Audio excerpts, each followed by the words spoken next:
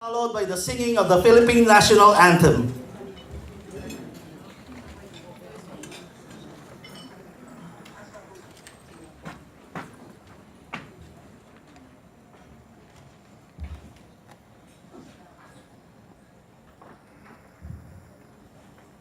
Ilagay po natin ngayon ang ating mga sarili sa dakilang presensya ng ating dakilang may likha.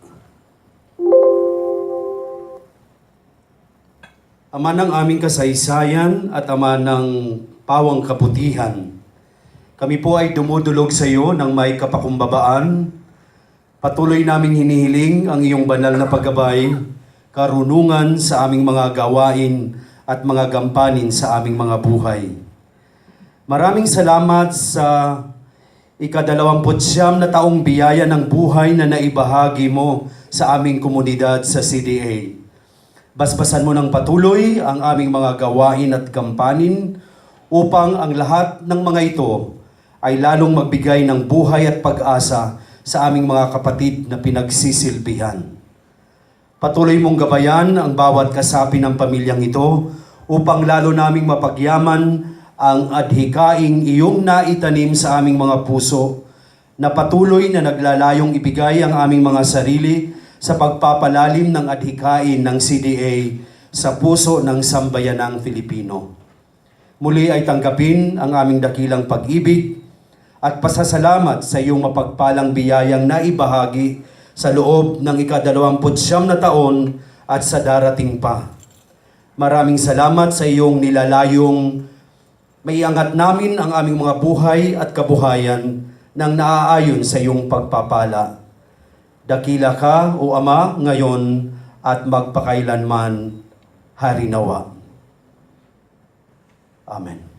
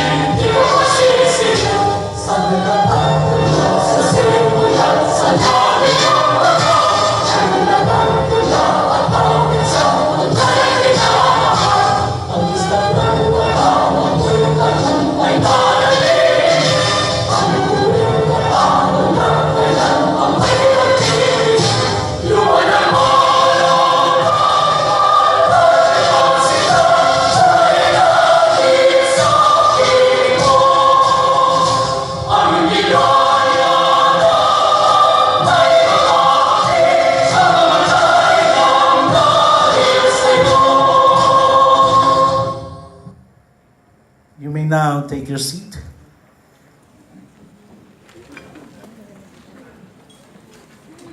And here are your hosts. Will you please welcome Ms. Sally Treñanes and Mr. Eduardo Catayok III.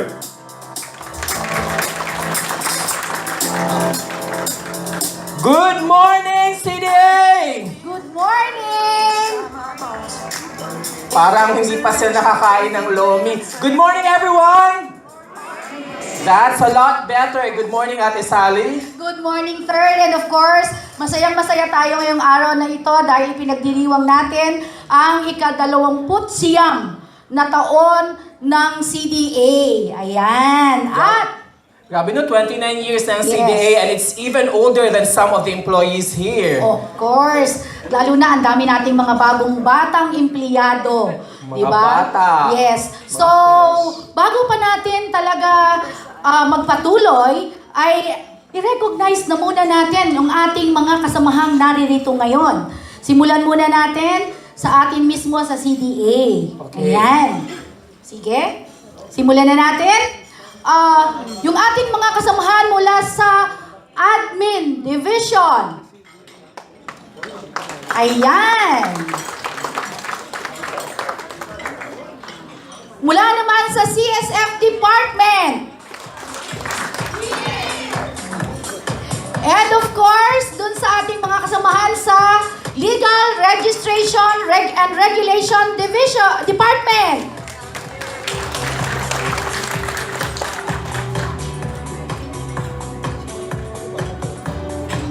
From the Finance Division. Ayun, tahimik nila sa likod. Yung ating mga kasamahan mula dun sa Office of the Chairperson and Office of the Executive Director.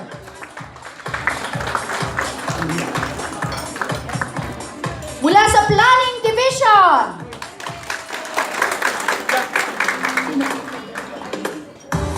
Mula naman sa General Services Division.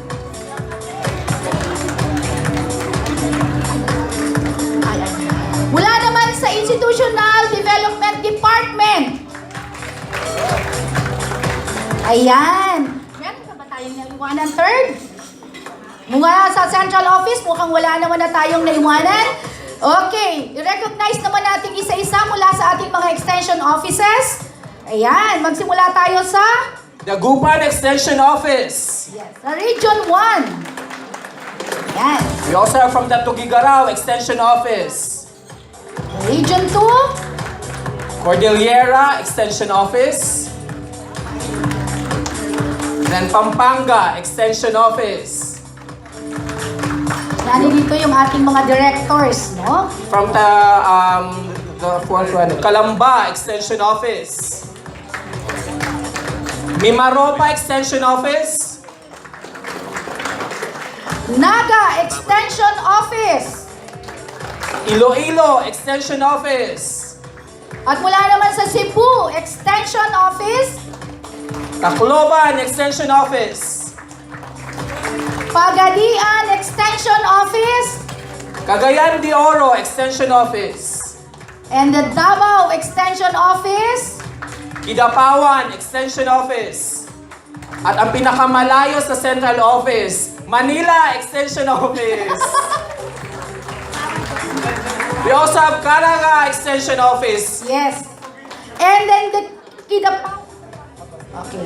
Ayan. So, yun po yung ating mga extension offices. But of course, maaaring mayroon din tayong bisita mula doon sa ating kapatid din na ahensya. Yun namang mga nasa administrative region of Muslim Mindanao. Ayan.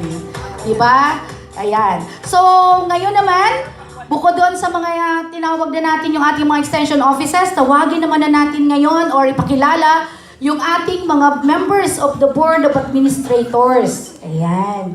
Yung ating Board of Administrator for Luzon, ay gusto nating ipakilala, walang iba yung pinakabago ito, at nag-iisang babae sa ating mga Board of Administrators, Honorable Myrla B. Paradillo.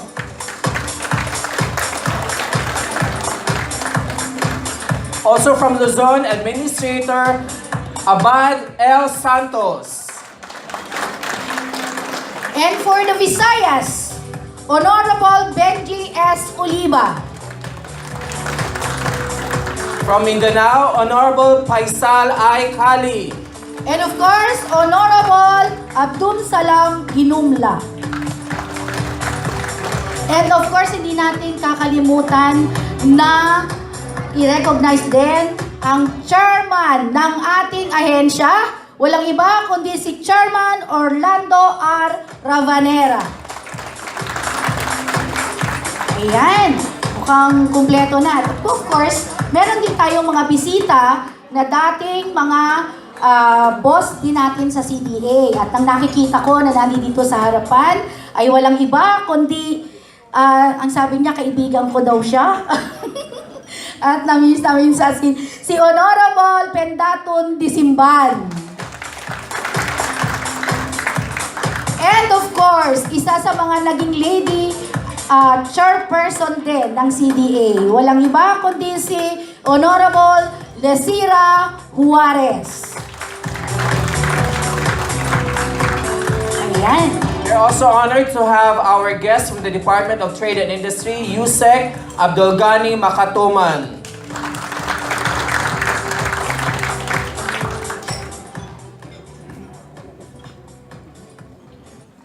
So, office mates, friends, ladies and gentlemen, yung ating mga friends din from the cooperative sector, ay gusto rin nating i-recognize yung mga nandito ngayon. So, mamaya, pag nakuha na po natin yung list kung saan-saan sila galing, ay isa-isa rin natin silang i-recognize. For now, ay wala pa kasi sa atin yung listahan kung sino mula sa cooperative sector yung ating mga bisita ngayon. Ayan, na nakikiisa sa pagdiriwang natin ng 29th anniversary ng CDA. Okay, so now that we've got to know everyone here in this hall, let's be entertained by an intermission from a 9-year-old girl. Let's welcome here on stage, Jillian Francisco. a round of applause, please.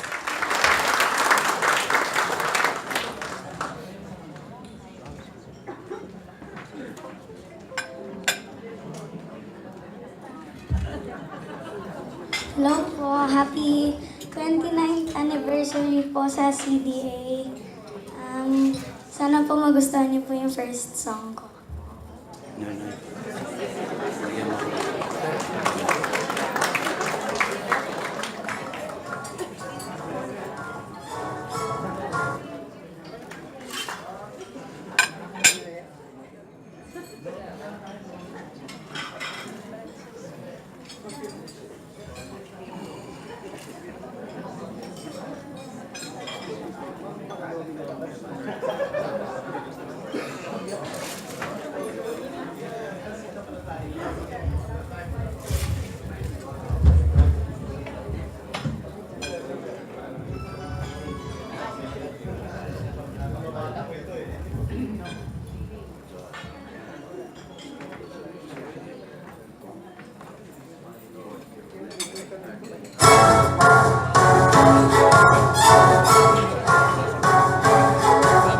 Don't tell me not to live, just sit and putter. Life's candy and the sun's a ball of butter. Don't bring around clouds to rain on my parade. Don't tell me not to fly, I simply got to. If someone takes a spill at me and not you, who told you you're allowed to rain on my parade? How much my bend out, I'll be my drought. And if I'm bent out, your turn at that, sir.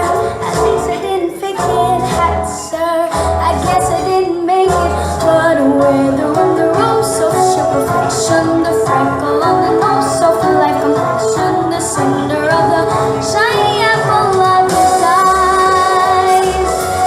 I gotta fly once, I gotta try once, only can die once, right?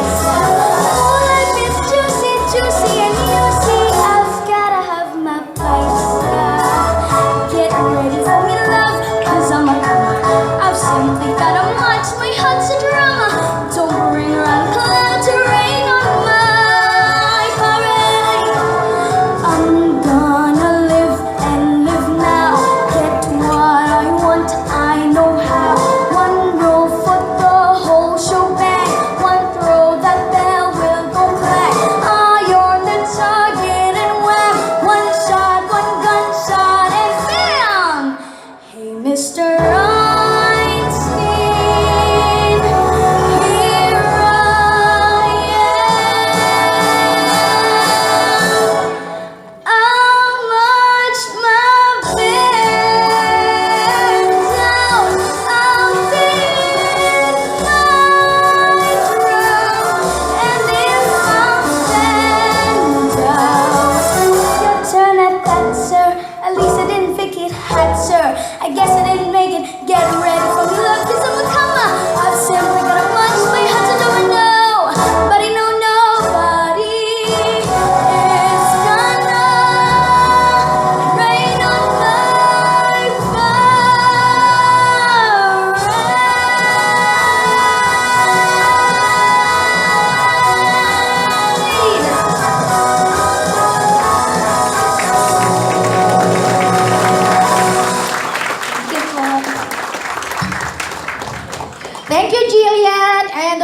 alam nyo, mamaya ay maririgan pa natin siya ulit ng mga ilang pang mga numbers. Okay, but before anything else, at to formally open our activity, let me call one of our dear administrators. And I'm so honored to introduce our administrator for Mindanao. For Visayas. One of the heavyweights ng ating agency. Walang iba po, Honorable Benjie S. Oliva. Thank you, Ma'am Sally. Buti na lang, hindi tiles. Hindi ako magkakasala dito sa restaurant na ito. Hindi tayo makabasag ng tiles. Una-una po, magandang umaga po. Good morning!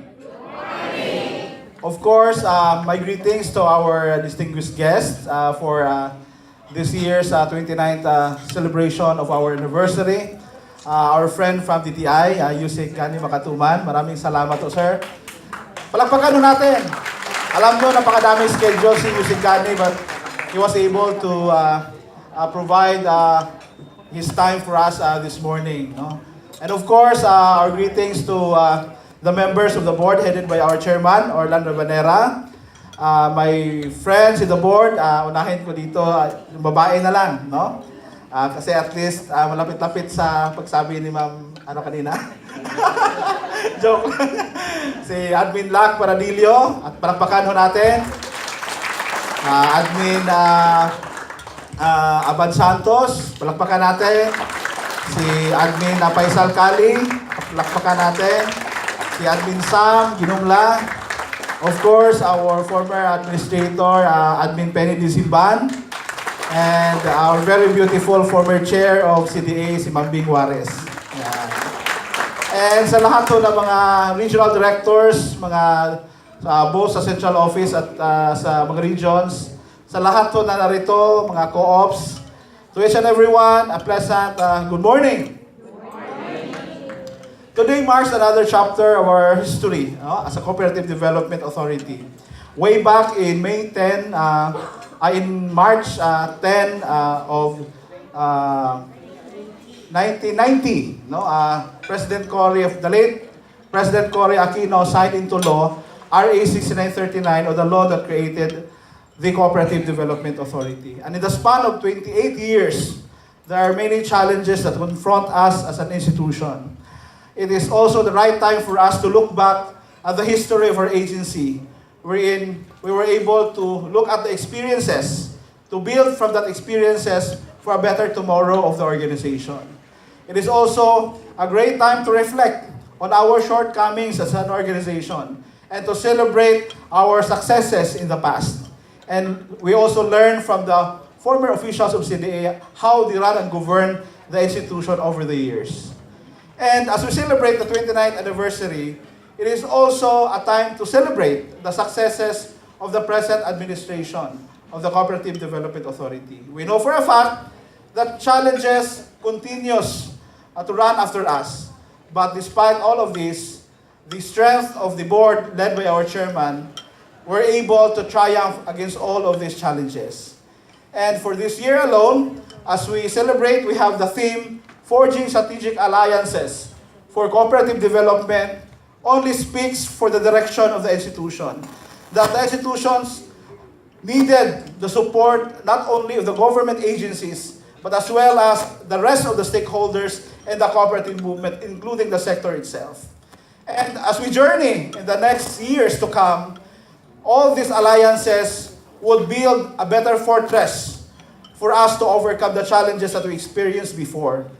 And this year alone, allow me to recognize some of the partners of CDA for building CDA and to soar high against all the winds of challenges that we face.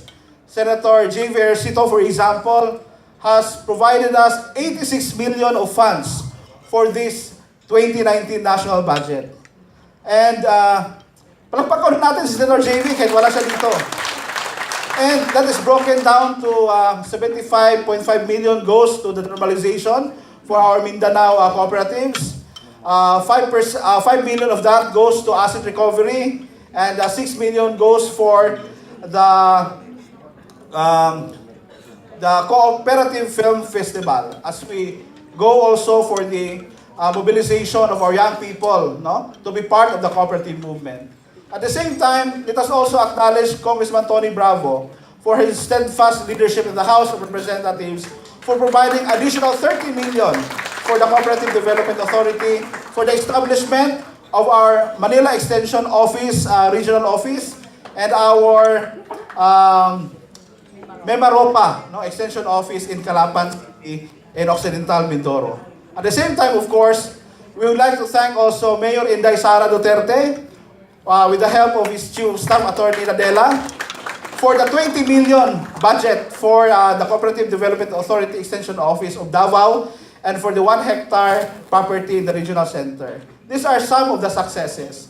And in the administration under the leadership of Chairman Orlan, we were able to provide the deficit PS requirements of CDA. In fact, during our time, we were able to address the problem of Caraga Extension Office with additional 15 plantilla positions. And we were able to create our regulatory division, which we just recently select the new members of our family, the regulatory division, and a new welcome development by the creation of the Credit Surety Fund Department. No? And in total, we have more or less 150 plantilla positions added to the Cooperative Development Authority. Kaya palakpakan ho natin ang Board of Administrators. At hindi ho tayo napapagod to continue to work tirelessly for the best interest of the agency. And, you know, in the last 4 years na we were here at the CDA, and with the new coming officials of CDA, we believe that our direction is on the right track as we develop the Cooperative Development Authority. And there are many challenges, so we put the foundations of the cooperative movement in the Philippines. That's why we push for the Cooperative Development Authority Charter reform. And we passed it in the Senate already, and it's already in the second reading in the House of Representatives. And we hope for the best that before the next batch of Congress, we were able to surpass the budget, no? And that will become our new charter of the Cooperative Development Authority. And the charter itself has provided a lot of regulatory and developmental provisions that would help us. And one of that is to address some policy directions in terms of our government financial institutions like Land Bank, wherein the CDA will represent in the board of the Land Bank of the Philippines. You know, the Land Bank of the Philippines has its mandate to provide agricultural assistance, agricultural loan assistance to our farmers. And yet, it's not a fact that sometimes they cater most of those mga businesses who are big business rather than the micro and small businesses, including the cooperatives. So that's why that is our direction to push that the membership of the CDA would be part of the board of the Land Bank.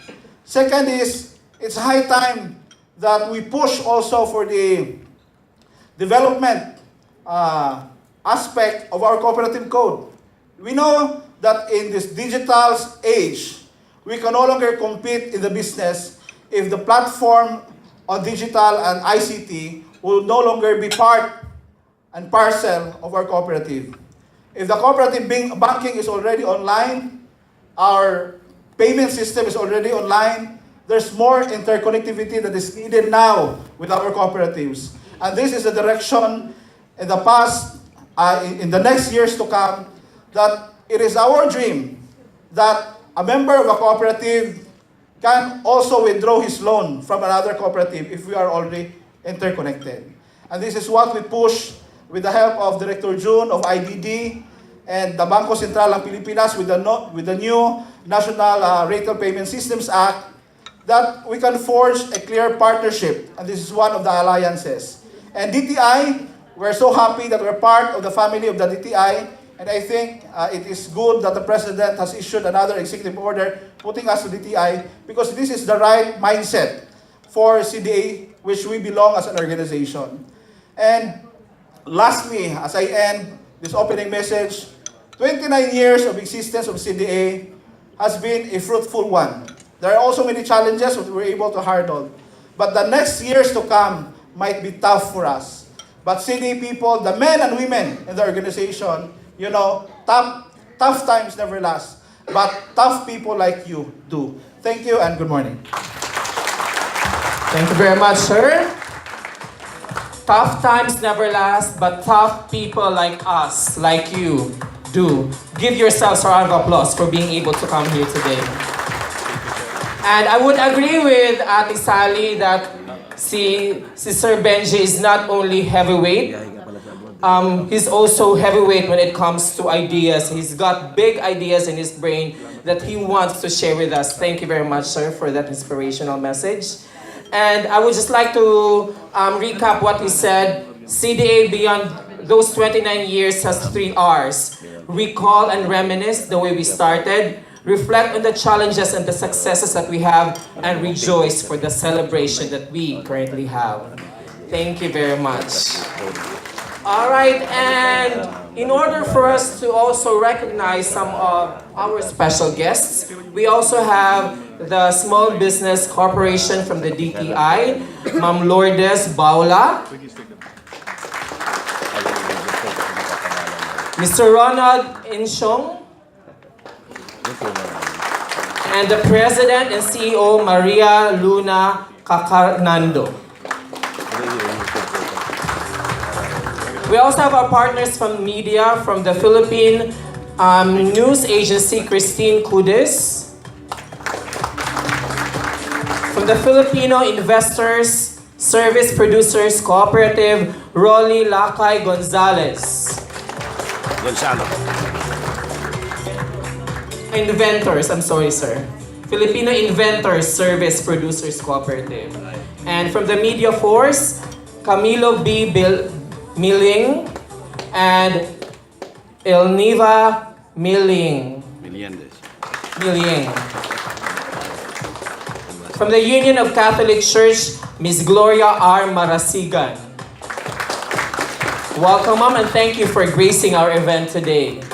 Now, after hearing a very inspiring message from one of our members of the Board of Administrators, let's move on to another message from one of our honored guests. To give us a solidarity message, let's welcome from the Department of Trade and Industry, Usec Abdulgani M. Macatoman. A round of applause, please.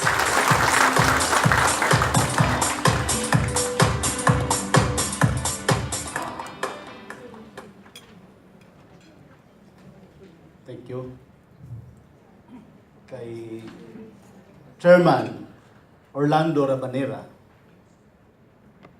the Board of Administrators, my very good friend, Administrator Paisal I, of course, hindi lang heavyweight, kung hindi super heavyweight. Kaibigan ko rin ito, si Benjie Oliva. Administrator Sam Guinomla, Administrator Paradillo, Administrator Santos, former CDA Chairperson Bing Juarez, and of course my very good friend, former CDA Administrator Penny Disimban. Dati nung bago pumasok dito sa CDA, may buhok pa siya. Ngayon wala na siyang buhok. But he's now part of our DTI family, our consultant. At ang aking mga kapamilya from the SB Corporation, my colleague in the government, ladies and gentlemen, a very good morning to all of you. Magandang umaga po. Cooperative Development Authority is not new to me. When I was still in the private sector, way back in 2015, I had been part of the cluster Congress for the indigenous people and the Muslim sector, in which I was given an opportunity to be one of the resource persons and imparted to them the possible business ventures that the indigenous people and the Muslim can engage into through cooperative. Sa Department of Trade and Industry, mayroon po kami programa, yung shared service facility, kung saan ang mga recipient natin is yung mga cooperative, mga NGO. Napakalapit ang puso namin dito sa mga cooperative. Lately po, may mga cooperative tayo through SSF na recipient, yung mga project namin for slaughterhouse, meat processing, lalong-lalo na po yung halal program namin. Napakadami namin nabigyan ng mga project. At alam ko po, ang mga cooperative, ang susi dito sa pagpapalaganap ng ating halal industry. This is an untapped industry, 3.2 trillion industry, one of the fastest growing industry in the world. At alam ko, ang CDE ang susi dito sa industriya na ito. I believe the potential of cooperative as a vehicle of change to help people in dire need of assistance to make their own business sustainability and make a decent living, that they may rise as a nation builders. CDA can be the guiding light to such organizations as they pursue country development and ultimately achieve greater resiliency and stability. In an era when many people feel powerless to change their lives, cooperative represent a vibrant and viable economic alternative.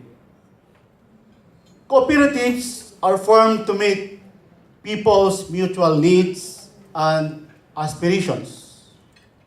They're based on the powerful idea that by binding together, people can achieve goals that none of them can possibly achieve alone.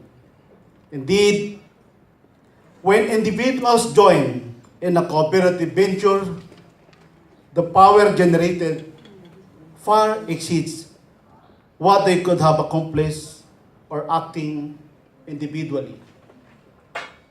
Thus, by virtue of the Executive Order number 67, series of 2018, the entry of Cooperative Development Authority in the Department of Trade and Industry, where I am one of the undersecretary,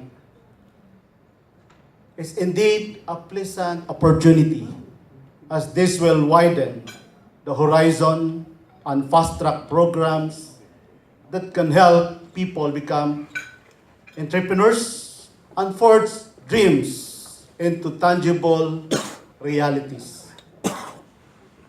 The role of CDA is crucial in supporting its members with the financial, of course, the SB Corporation here, and the technical assistance they require. And since it is our aspiration in the government to see that our citizens well equipped and geared up in this world of rapid pace. And let it be known that my office, our Department of Trade and Industry, is committed and forges alliances and partnership with CDE in pursuing the programs for developmental intervention, starting with levying the passage of the budget of CDE to the Task Force Bangon Marawi, where DTI heads the Subcommittee on Business and Livelihood. For the information of everyone, just last week, I have already written to our Secretary Ramon Lopez, endorsing the approval of CDA proposal for the year 2019. Rest assured that I will not stop there, and I will be your link to the Department of Trade and Industry. And in behalf of the DTI family, let me formally welcome the CDA, the Cooperative Development Authority, to the DTI family. Again, my warmest greetings on your 29th anniversary. Magandang umaga po. Mabuhay ang cooperative movement at mabuhay ang CDA.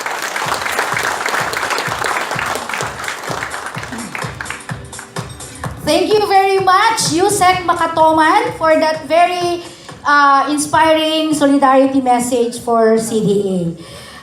He just said that he believed in the potentials of cooperatives to change lives and make a decent living. I suppose also that each and every one of us here in CDA believe in that potentials. That's why we continue to labor for a better agency and services to our clientele. So, to hear another solidarity message, of course, from our dear former CDA Chairperson, now Executive Director of APRACA Centrab, may I call and present to you Honorable Lesira V. Juarez.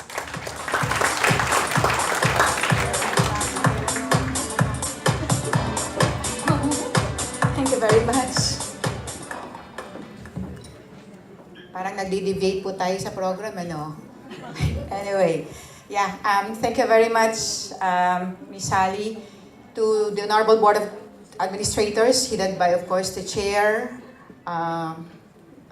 DTI Undersecretary, former Administrator Dizimban, President of SB Corps, but most importantly, of course, the regional directors of the respective divisions and units, but most importantly, the whole of the CDA family. Congratulations and happy 29th anniversary. I don't know, but I think rather than maybe, of course, cutting across a strong solidarity message, I think I'd like to start with, I am inspired with the two messages that I've heard. Of course, I heard it from the opening message of Administrator, ayoko nung, pero ayoko nung sinasabi nyo eh. I think he has, it's not that he has so much in his head, but I think it's more of he has so much in his heart. No? Because if you just simply speak it from here, it will not be as passionate as it can be. But if you speak it from your heart, and you truly believe in it, the strongest of the conviction is there and you can really feel it. And truly, I have feel it. And I'm sure, of course, that is already one very solid thing to start with, of course, your 29th anniversary. Kahapon naman yon, di po ba? Pero ngayon po natin. Narinig ko rin po yung ating Undersecretary, coming straight, of course, from the newest mother agency of the Cooperative Development Authority, from the Department of Trade and Industry, and I love the vision. Napakasarap po, napaka-warm po ng pag-welcome po sa inyo. Welcome to the family of DTI.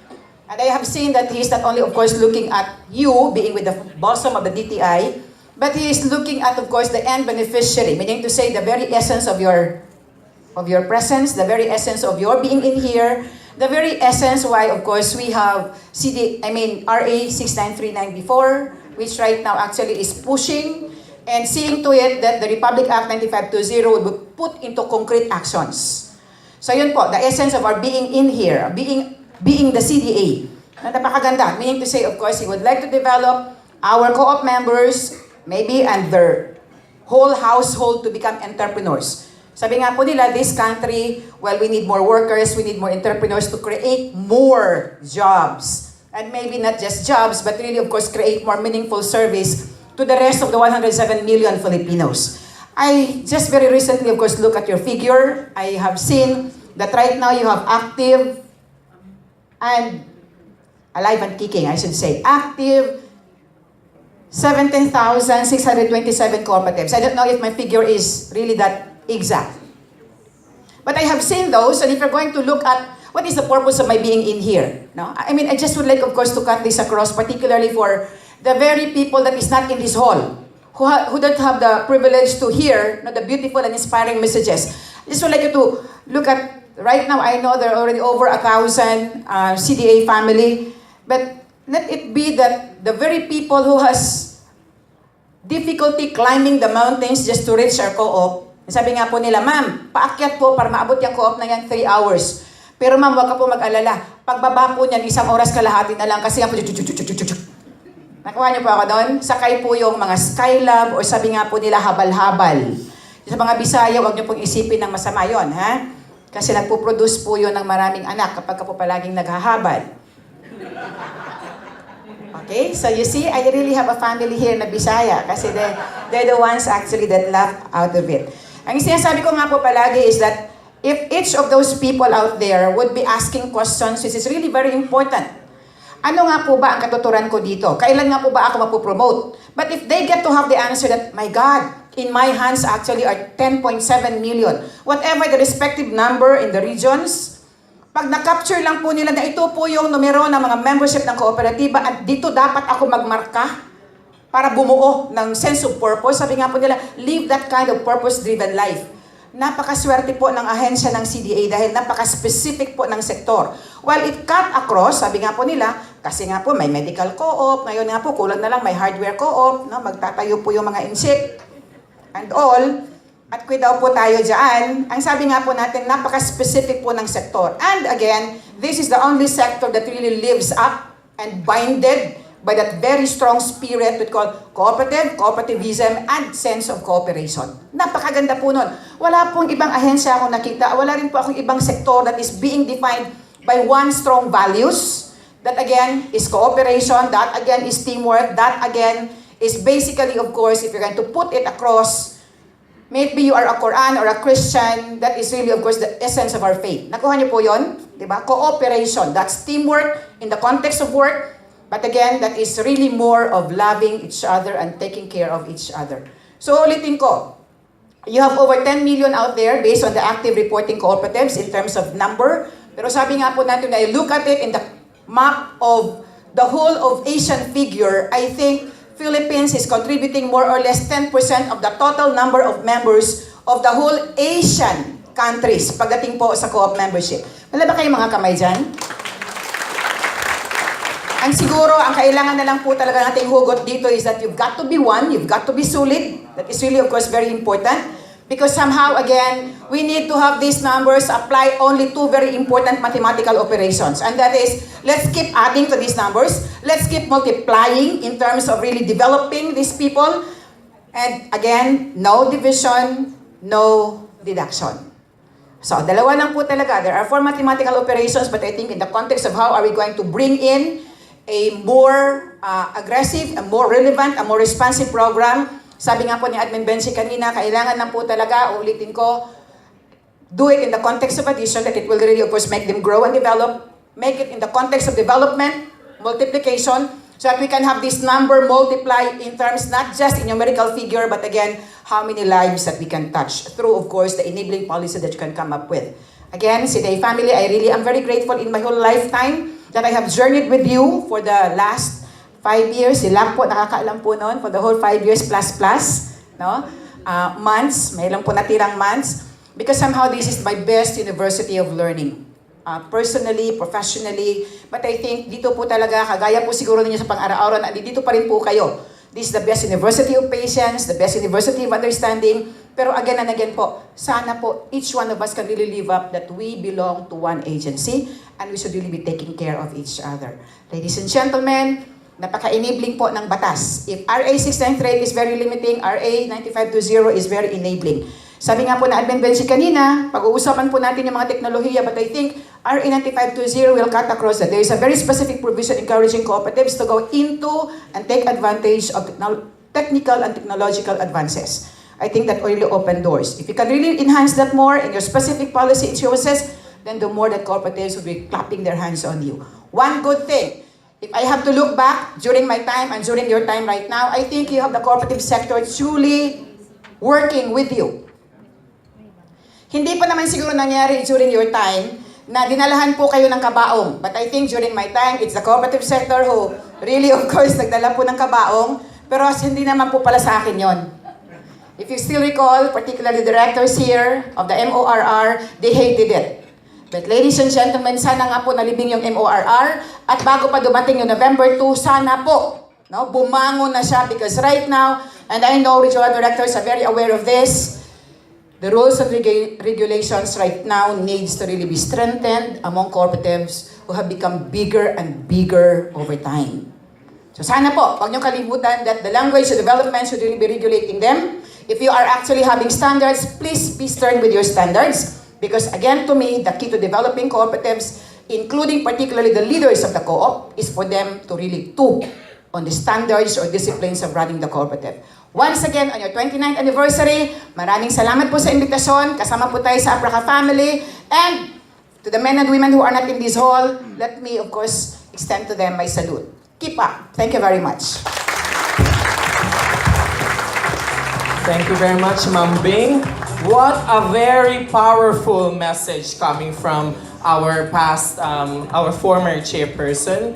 And I would really agree with you, Ma'am Bing, that nowadays our responsibility is only to add to what we currently have and to multiply and grow. Not just multiply simply, but not just a linear multiplication, but an exponential multiplication so that we would really grow so widely. And yes, cooperative just to the nth power. Yes, ma'am. Cooperativism, the root word of it is cooperate. It's unity. It's about teamwork. And if each one of us knows our why we are here in this sector, then we would be able to help strengthen cooperativism. And again, there's even one line saying that a life full of purpose is a purposeful life. So we need to know what our why is in order for us to really serve our clientele better. Thank you very much. At this juncture, we would like to recognize another guest from the Department of Finance, Ma'am Irene Santa Ines. A round of applause for her, please. After a very powerful and inspirational message from our former chairperson, let's welcome a spiritual message from one of our guests, Father Joel Esplana Sulse. A round of applause for him, please.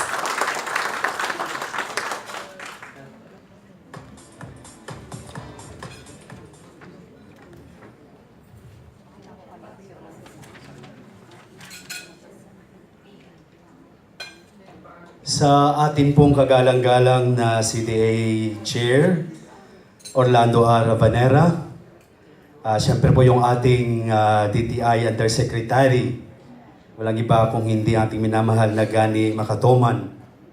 Napakahalaga po ng mensaheng ating ding narinig sa ating former Chair, Bing Juarez.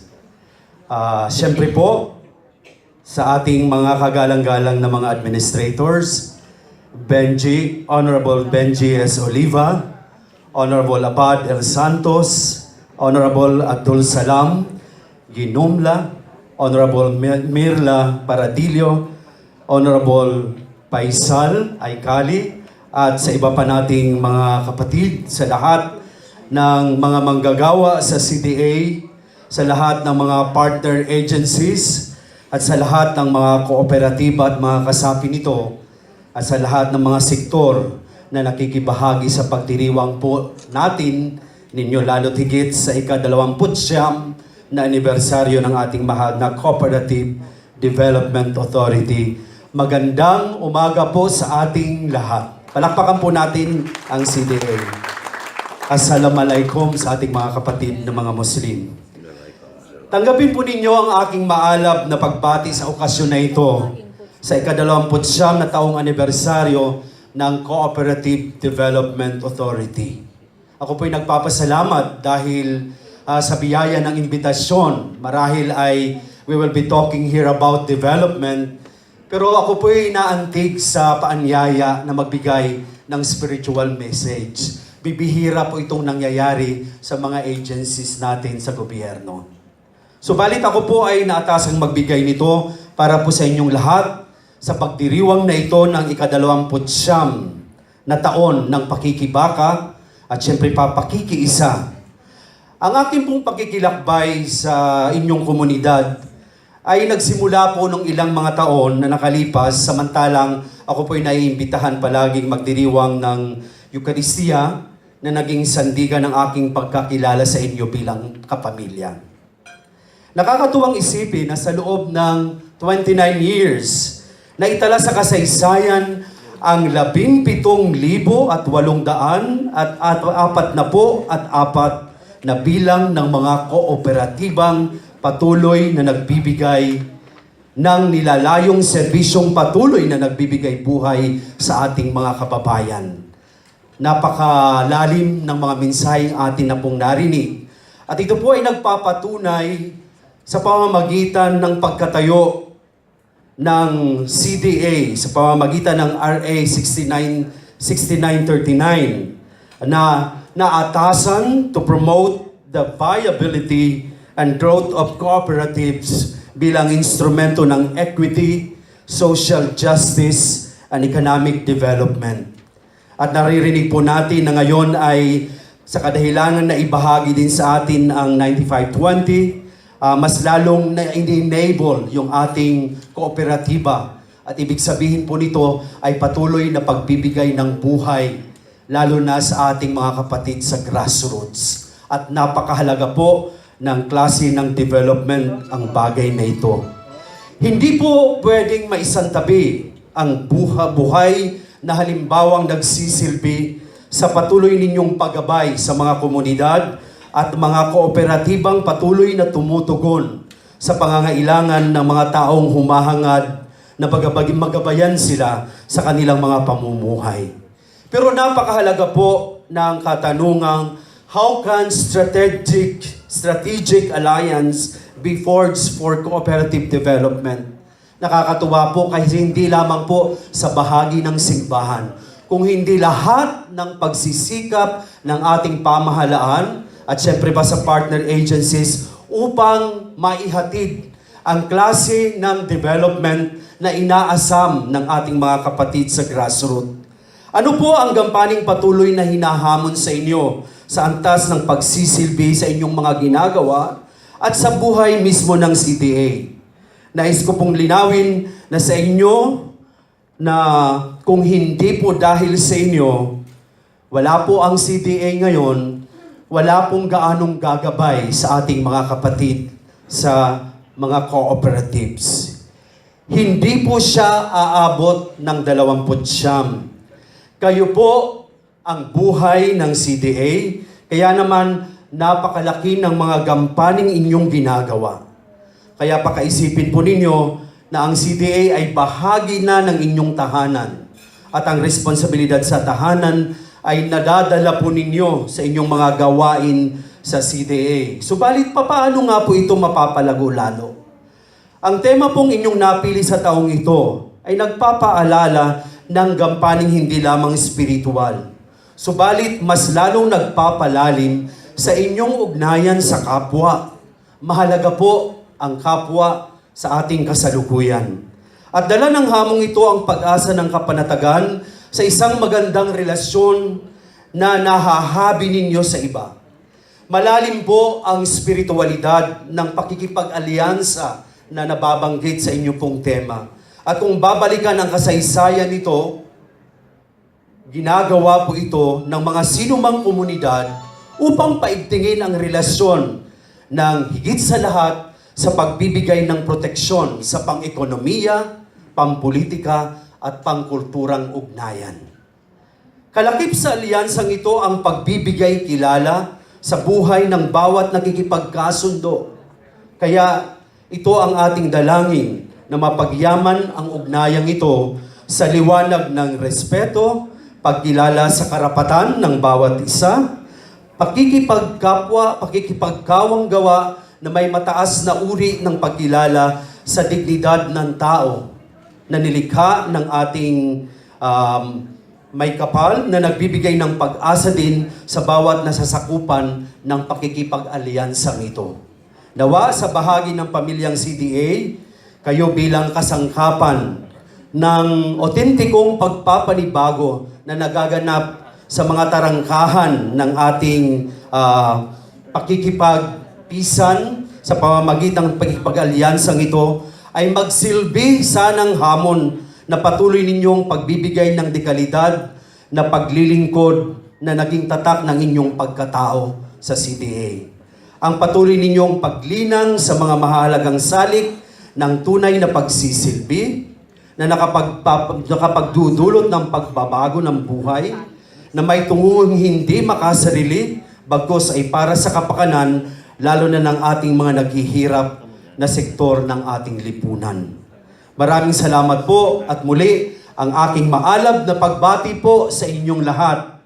Mabuhay ang CDA, mabuhay po kayong lahat. Assalamualaikum. Salam.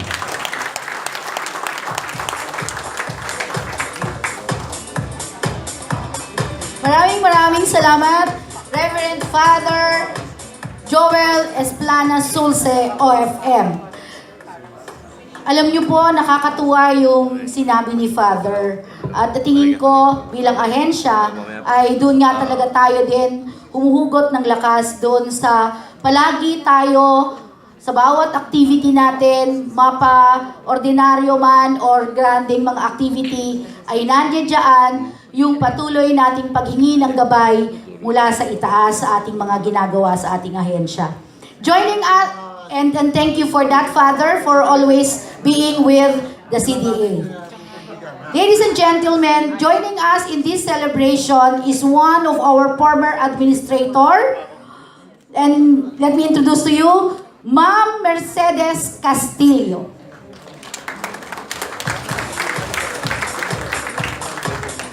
Ayan. Okay. Dumako na po tayo doon sa punto na ang ating mga bisita, ang ating mga dating naging kasama ay binigyan na tayo ng inspirasyon. Ngayon naman ay makinig tayo sa mga mensahe ng ating mga administrators.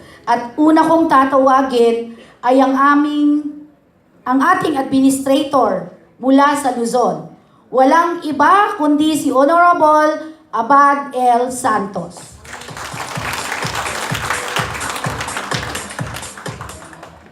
Good morning sa inyong lahat. Hindi kasi ako sanay dito na lang ako. I woke up early in the morning. Alas 5, malis kami sa bahay. Saan ako napunta? To attend the flag raising ceremonies in Malacanang. And I was the guest speaker.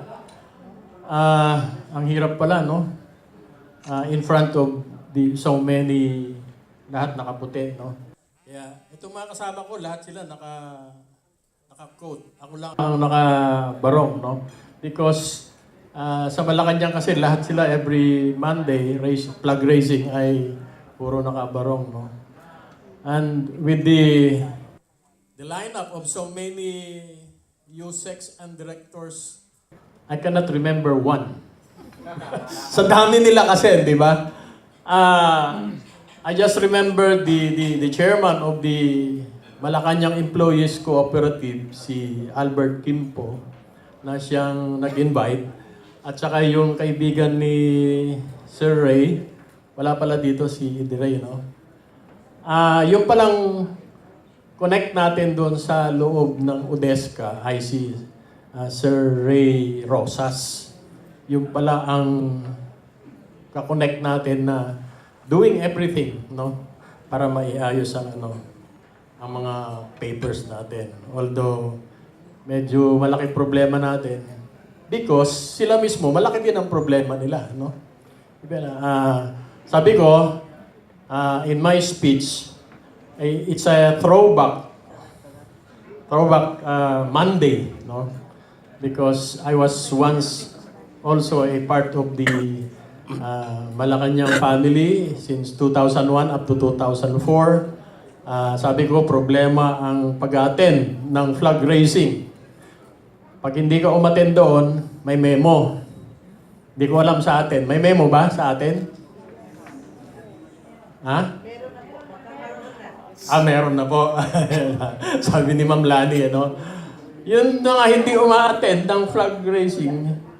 Ako, kuminsan nakakaabot ako ng flag retreat, but not the flag raising kasi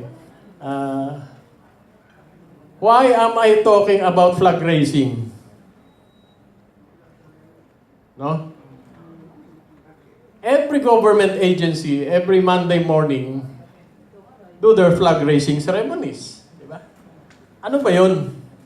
Is it pagmamahal sa bandila, pagmamahal sa bayan, pagmamahal sa ahensya, or wala lang?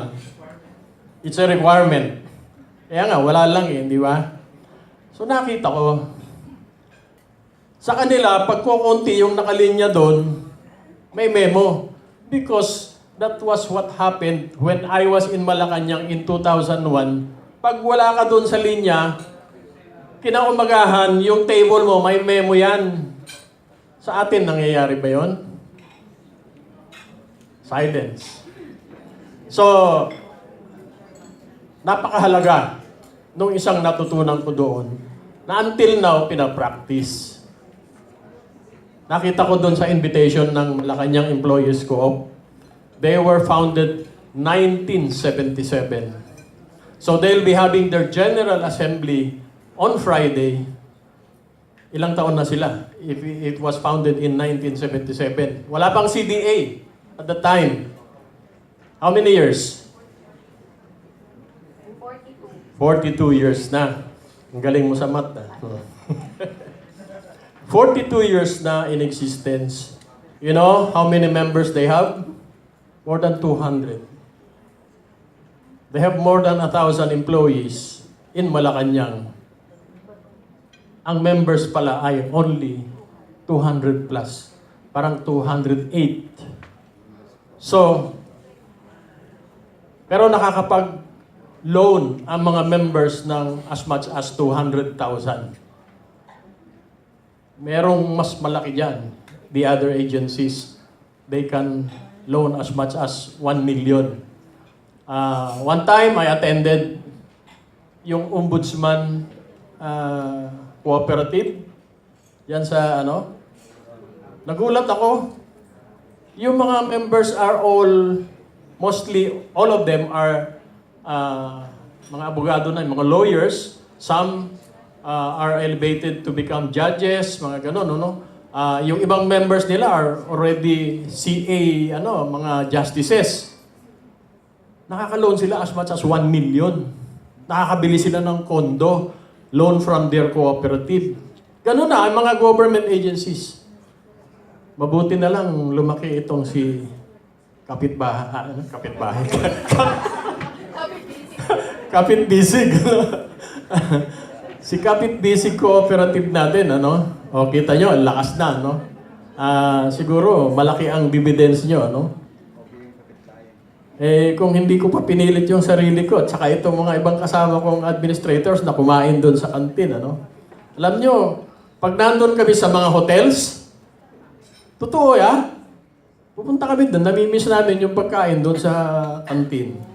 Kasi parang mas masarap kumain kasi nandun ka sa parang sa bahay mo.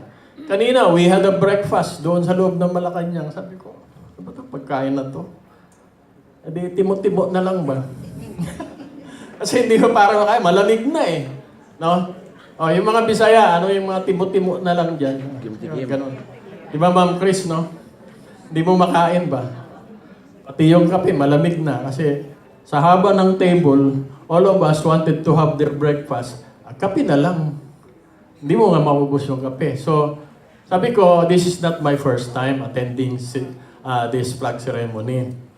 It's just that, ang hirap palang speaking in front of so many Usecs and directors na hindi ko matandaan ang mga pangalan sa dami nila. And pati picture-picture, post-post, ganun pala doon. It was really a magandang experience na mapunta doon. And then I told them na it's our anniversary, 29th founding anniversary. Aware sila that the strengthening amendment of the CDA law it has passed the third reading in the Senate, and now it has passed second reading doon sa They're aware in Malacanang na what is happening to the CDA. Kaya sabi ko, sana naman po kayong mga taga Odesga at saka sa ES, tulungan nyo naman kami, sabi ko. Alam nyo, nakakaawa, before, yung CABSEC office, ang dami nila. Ngayon, nakita ko, apat yung nandun. Medyo nagka-problema sa CABSEC office. No? So, yun yung isang experience ko. No? I told them na it's our anniversary. Marami na. And then, I was asked, how many cooperatives now? Sabi ko, we have a problem with our data. So we're doing everything para maiayos to this IT system natin. Ano? I did not give the exact number. Kasi may mga naghahanap eh. Siyempre, medyo iwas tayo na magbigay ng data because Malacanang yan eh. Baka mamaya ano tayo. So hindi ako nagbigay ng eksaktong number. No? But sabi ko, inaayos pa namin at in due time, may bibigay namin ang tamang data with regards to operating, the number of cooperatives, the number of people, yung lahat-lahat nakakailanganin natin. So, it's a tall order for the Information Technology Department na may ayos natin. Nandito pa pala yung mga taga-SBC, welcome po sa ating anniversary. We're now part of the DTI family. Dangan nga lamang hindi natin nakasama si TESDA, but we're also having a separate signing of agreement, MOA, with TESDA on March 20 as promised. At doon na lang daw tayo sa opisina nila sa TESDA office. So, yun lamang po ang kasi lahat nagbigay na. May spiritual message, may solidarity message, may inspirational message, may opening, lahat-lahat. So, ako nagbibigay na lang po ako ng information. Kasi meron pang 3 magsasalita. At yung 3, medyo nakakita sa akin tinitingnan ako ni Admin Cali, medyo mahaba-haba. So, iiksian ko na lang, Yun na lamang po at magandang umaga, happy anniversary sa inyong lahat. Sa ating lahat. Thank you very much, Admin Buddy. Let's give him a round of applause, please. What I've observed with Admin Buddy is that he always tells stories about cooperatives that may inspire each of us. It's not the usual inspirational message that he gives, but we can get nuggets of wisdom from the stories of cooperatives that he shares with us. And I would agree that not all speeches have to be inspirational. Some can be informative to keep us updated because sometimes stories also sell and tell. And speaking of which, yung mga flag ceremony kasi na yan, I was reminded by Admin Benjie's talk before that we always have to start with the why we attend flag ceremonies because Filipinos have strong Filipino pride. But what we lack is nationalism. And it has to start with attending flag ceremonies, right, sir? So thank you very much, Admin Abad, and for that message. And to give us another message is another member of our Board of Administrators from Mindanao, Honorable Abdulsalam A. Guinomla. A round of applause, please.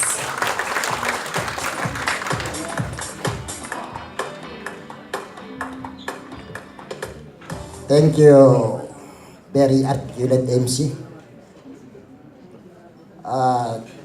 To my colleagues in the board, headed by Honorable Chair,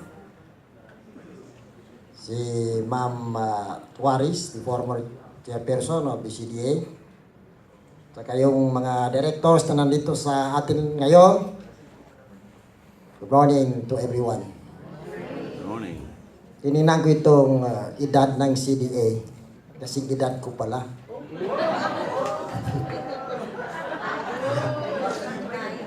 Ay, kayo nagtawa.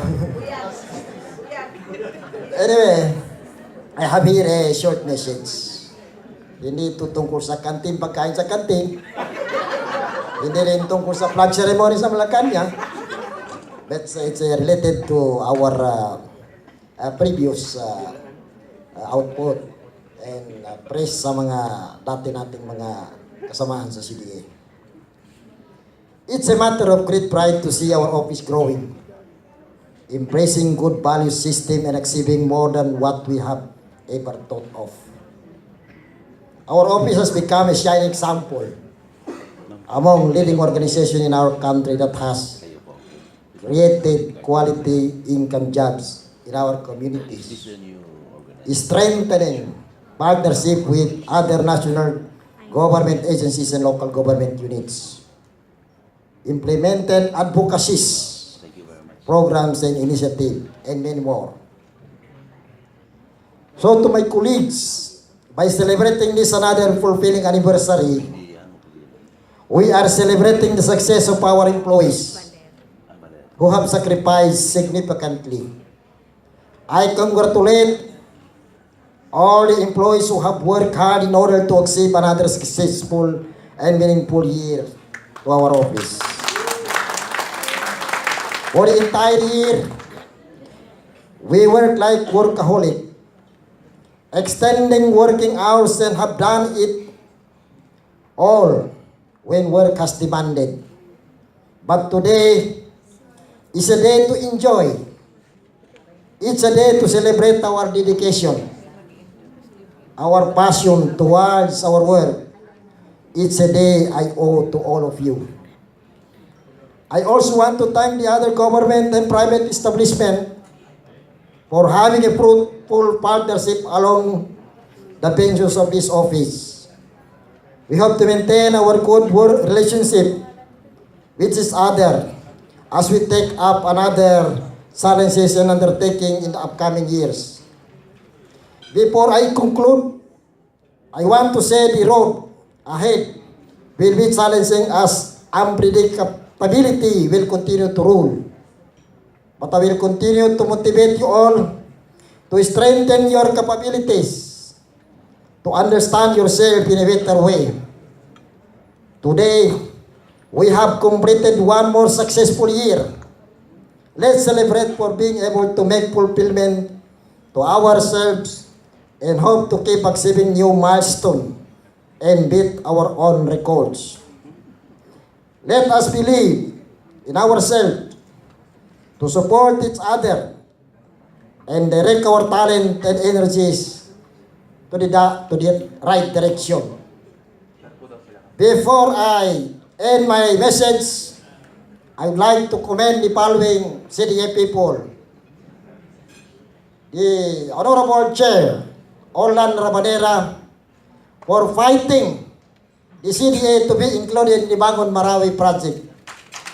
The member of the subcommittee of the Bangon Marawi project. I would like also to commend Datu Benjie Oliva to support the project in Mindanao, the Peace and Normalization Project. He contributed very much to the success of that project. Kasi siya po ang naglabi doon sa Senate kay J.V. Estrada. Yes, dato na yan. Rest assured that this legacy of yours will not forgotten by the Bangsamoro people. Even if you file your candidacy in our area, you will win.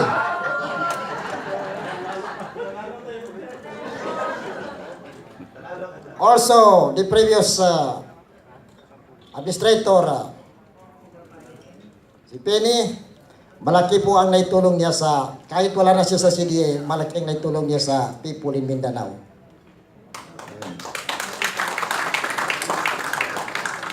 At saka, itong si June Defensor,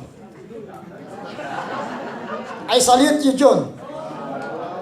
Because without you, this project will not be successful. The designer of the project in CDA. Maraming salamat po.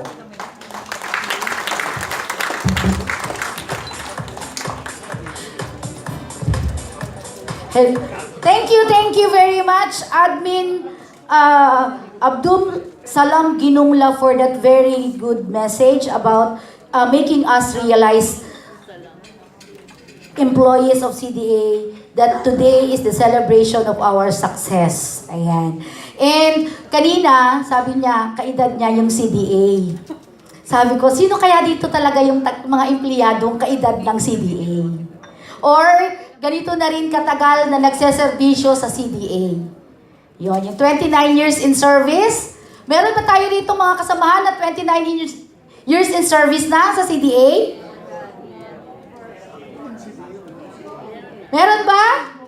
Parang sabi nila meron daw. Parang ayaw lang kumibo. Director Sacro, totoo ba? Na ikaw ay 29 years in service na? 29? Tapos si Ate Diding daw. 49. Si Ate Diding? Ayan. So, marami man tayo rito na mas bata kaysa sa CDA, pero meron talagang mga kasamahan natin na kasing tanda na talaga ng CDA. At dito nila talaga ibinuhos yung kanilang buhay sa serbisyo sa CDA. And para naman medyo ma-relax tayo sa dami ng ating mga naririnig na magandang mensahe, mag-recall ng kung anong nangyari sa atin sa CDA at ano pa yung mga hinaharap natin. Bago tayo tuluyang pumunta doon, let us call again our very talented 11-year-old.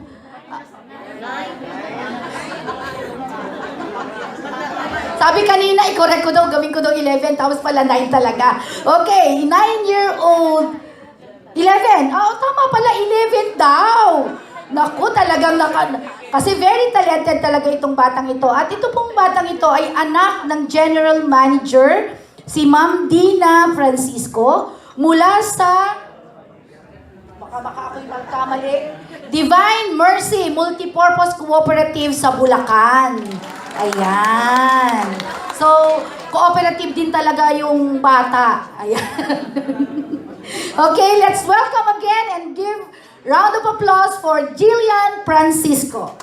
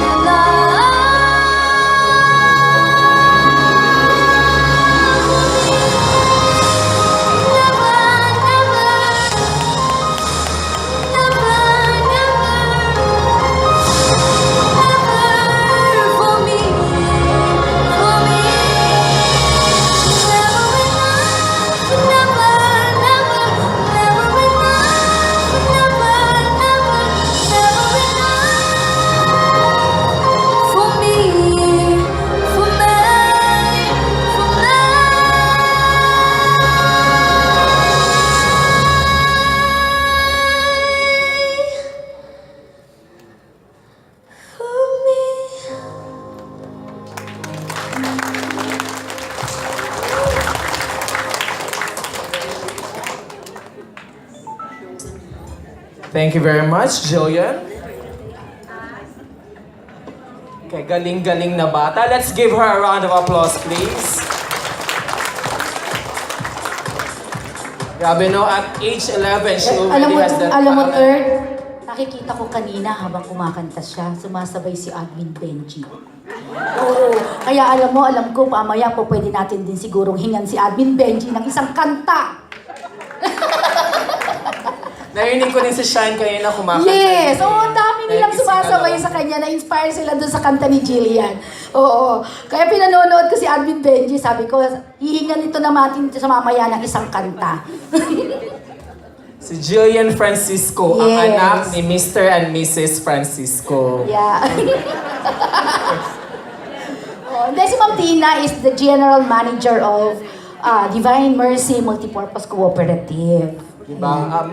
It's really amazing how we get to synergize with other cooperatives and pull talents out of them, diba? Yes. Yes. Ate Sally, our Yes. theme for this celebration is forging strategic alliances for cooperative development. Yeah. And it's all about, again, synergy. It's about building relationships with cooperatives. And to lead us to the introduction of the partnership agreement, we are going to call our new Director for Institutional Development Department, Director Pedro Defensor Jr. A round of applause, please. Yes.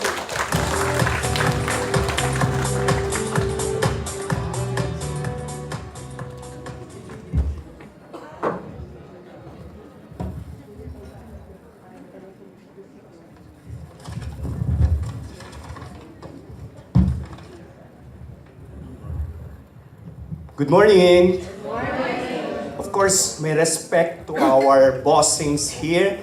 Si Chair Orly, si Ma'am Lak, si Admin Benjie, si Admin Abad, si Admin Paisal, si Admin Sam, and of course, extended respect to Admin Pai, Admin Pendatong Disimban, si Admin Ched, at si Ma'am Bing. I remember Ma'am Bing, every time I see her, I remember the word butterfly. So I hope you know what it means. So, pero I was tasked here to introduce the program, the Memorandum of Agreement that we are about to sign. So as we all know, Cooperative Development Authority is created by virtue of Republic Act 6939 to promote the viability and growth of cooperatives. So we have this task to function bestowed to the CDA is regulatory and developmental. Since the inception of the CDA, I would say halos, hindi naman ako 29 years, pero 27 years na, I observe how CDA do its regulatory and developmental functions. And one of these setback that CDA has is the budget that it has. When I said budget, sometimes napakagargantuan ng task mo, yet the budget given to you is ganito lang kaliit. But may mga challenges kasi ang sector that we need to address. That's the very reason why we partner with other government agencies and organization. The Small Business Corporation is a government financial institution created in January 1991 under Republic Act 6977, also known as the Magna Carta for Small Enterprises, amended by RA 8289 in 1987 and RA 9501 in 2008. It has the primary responsibility of implementing comprehensive policies and programs to assist the MSMEs in all areas, but not limited to finance and information services, training, and marketing. It is an attached agency under the Department of Trade and Industry and has been tasked to implement the Pondo sa Pagbabago at Pag-asenso, popularly known as the P3 program. The agency believes that this program is an opportunity to co-ops to escalate its goal of extending entrepreneurial services to members. Today, we are about to witness the signing of the Memorandum of Agreement which aims to, 1, promote the link and cooperation between SP Corps and our partners cooperative. Second is to encourage micro-enterprises to avoid usurious informal sources of lending such as 5-6. And lastly, to address the financing concern of micro-entrepreneurs in the different parts of the country. Ladies and gentlemen, fellow government workers in the Cooperative Development Authority, we will now unveil the signing of the Memorandum of Agreement between the Cooperative Development Authority and the Small Business Corporation. Without much ado, may I have the privilege to call the Chairman of the Cooperative Development Authority and the Executive Director, Ray R. Elebaso, the President and CEO, Myrla E. Cacanando, the OIC Financing Sector, Lourdes Rosario M. Baula, for the signing of the Memorandum of Agreement. Let's give them a round of applause. While they are signing the MOA, we will now witness the video presentation of Pondo para sa Pagbabago. Chair, please.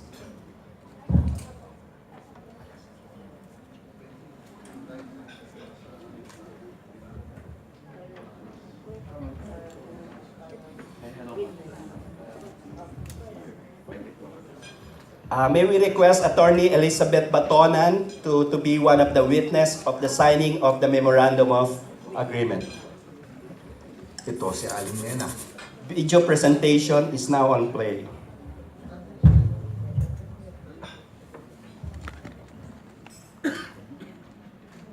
Araw-araw siya nagbubukas ng tindahan. Dapat araw-araw din siyang kumikita. Pero hindi ganun dahil yung kita niya sa negosyo, imbes na sa pagpapalago ng tindahan, ay pambayad lamang sa utang niya na may malaking interes. Ganito araw-araw.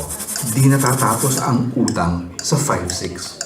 Narito na ang Pondo sa Pagbabago at Pag-asenso o P3 mula sa Small Business Corporation ng Department of Trade and Industry. Maaaring humiram mula 5,000 hanggang 200,000 piso. Walang collateral para sa negosyo o kabuhayan mo. Hindi tataas sa 2.5% ang interest kada buwan. Ibig sabihin, kung umutang ka ng 20,000 piso, ang magiging interest lang ay 500 piso kada buwan kumpara sa 5-6 na aabot ng 4,000 piso kada buwan ang interest. Kailangan lang na may negosyong hindi bababa sa 1 taon at valid government ID at barangay residence. Baka mahirap. Madali lang ang requirements. Maraming pwedeng maliit na negosyo ang pwede sa P3. At registered ang iyong negosyo sa DTI, sa munisipyo o sa barangay ng isang P3.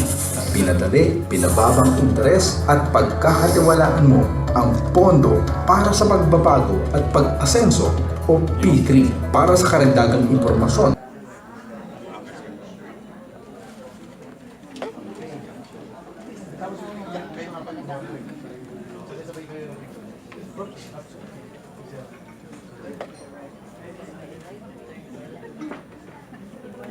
Ito ang Pangkabuhayan Credit Cooperative.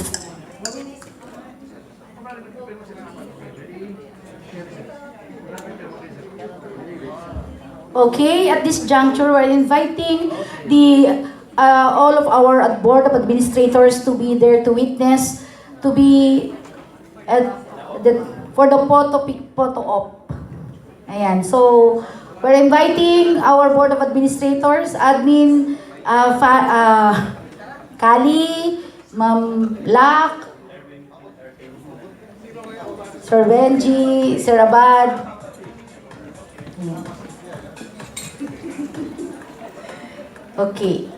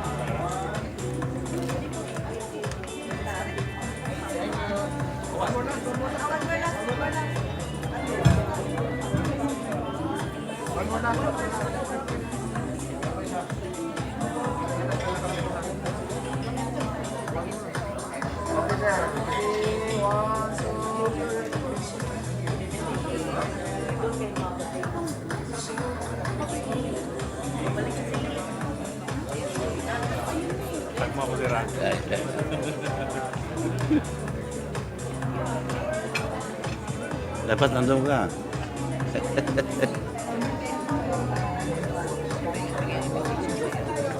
Si Orly yan. Director nila.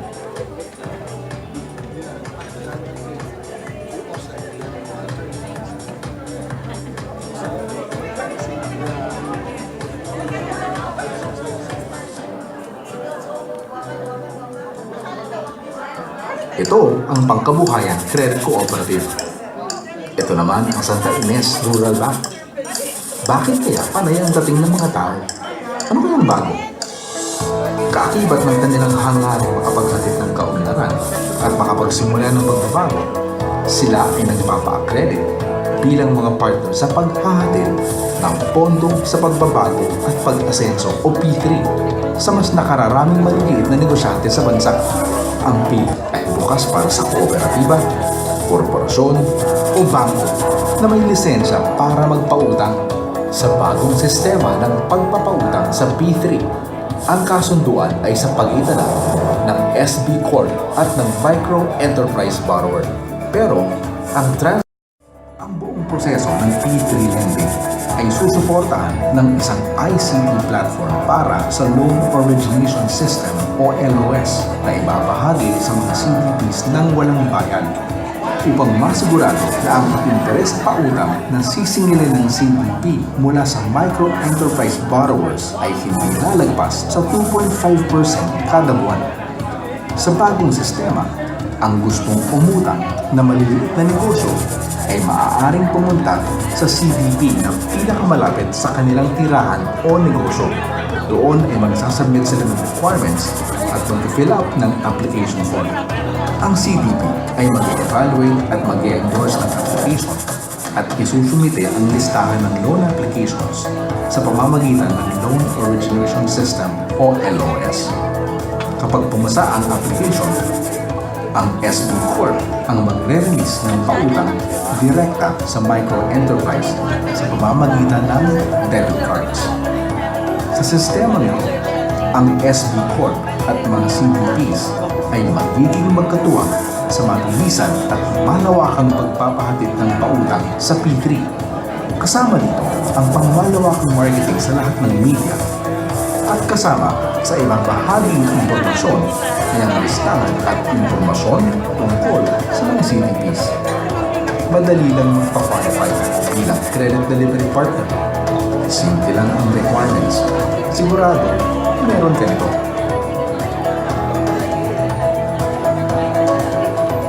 Para sa karagdagang impormasyon, tumawag o mag-email sa Small Business Corporation.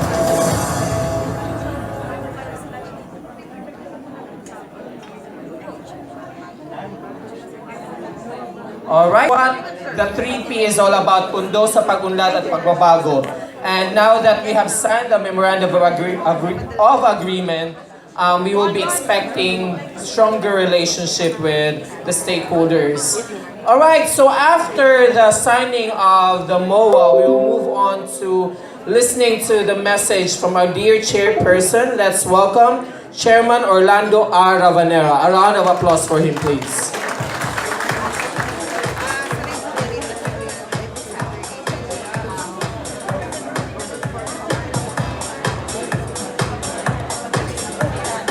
Okay, so while waiting for our dear chairman, mag-i-interview na naman ako dito ng mga tao.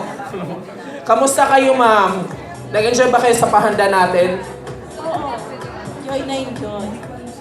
Dito, sa mga hindi ko kakilala, taga CSF. Salamat at nakapunta kayo sa aming pag-aanda.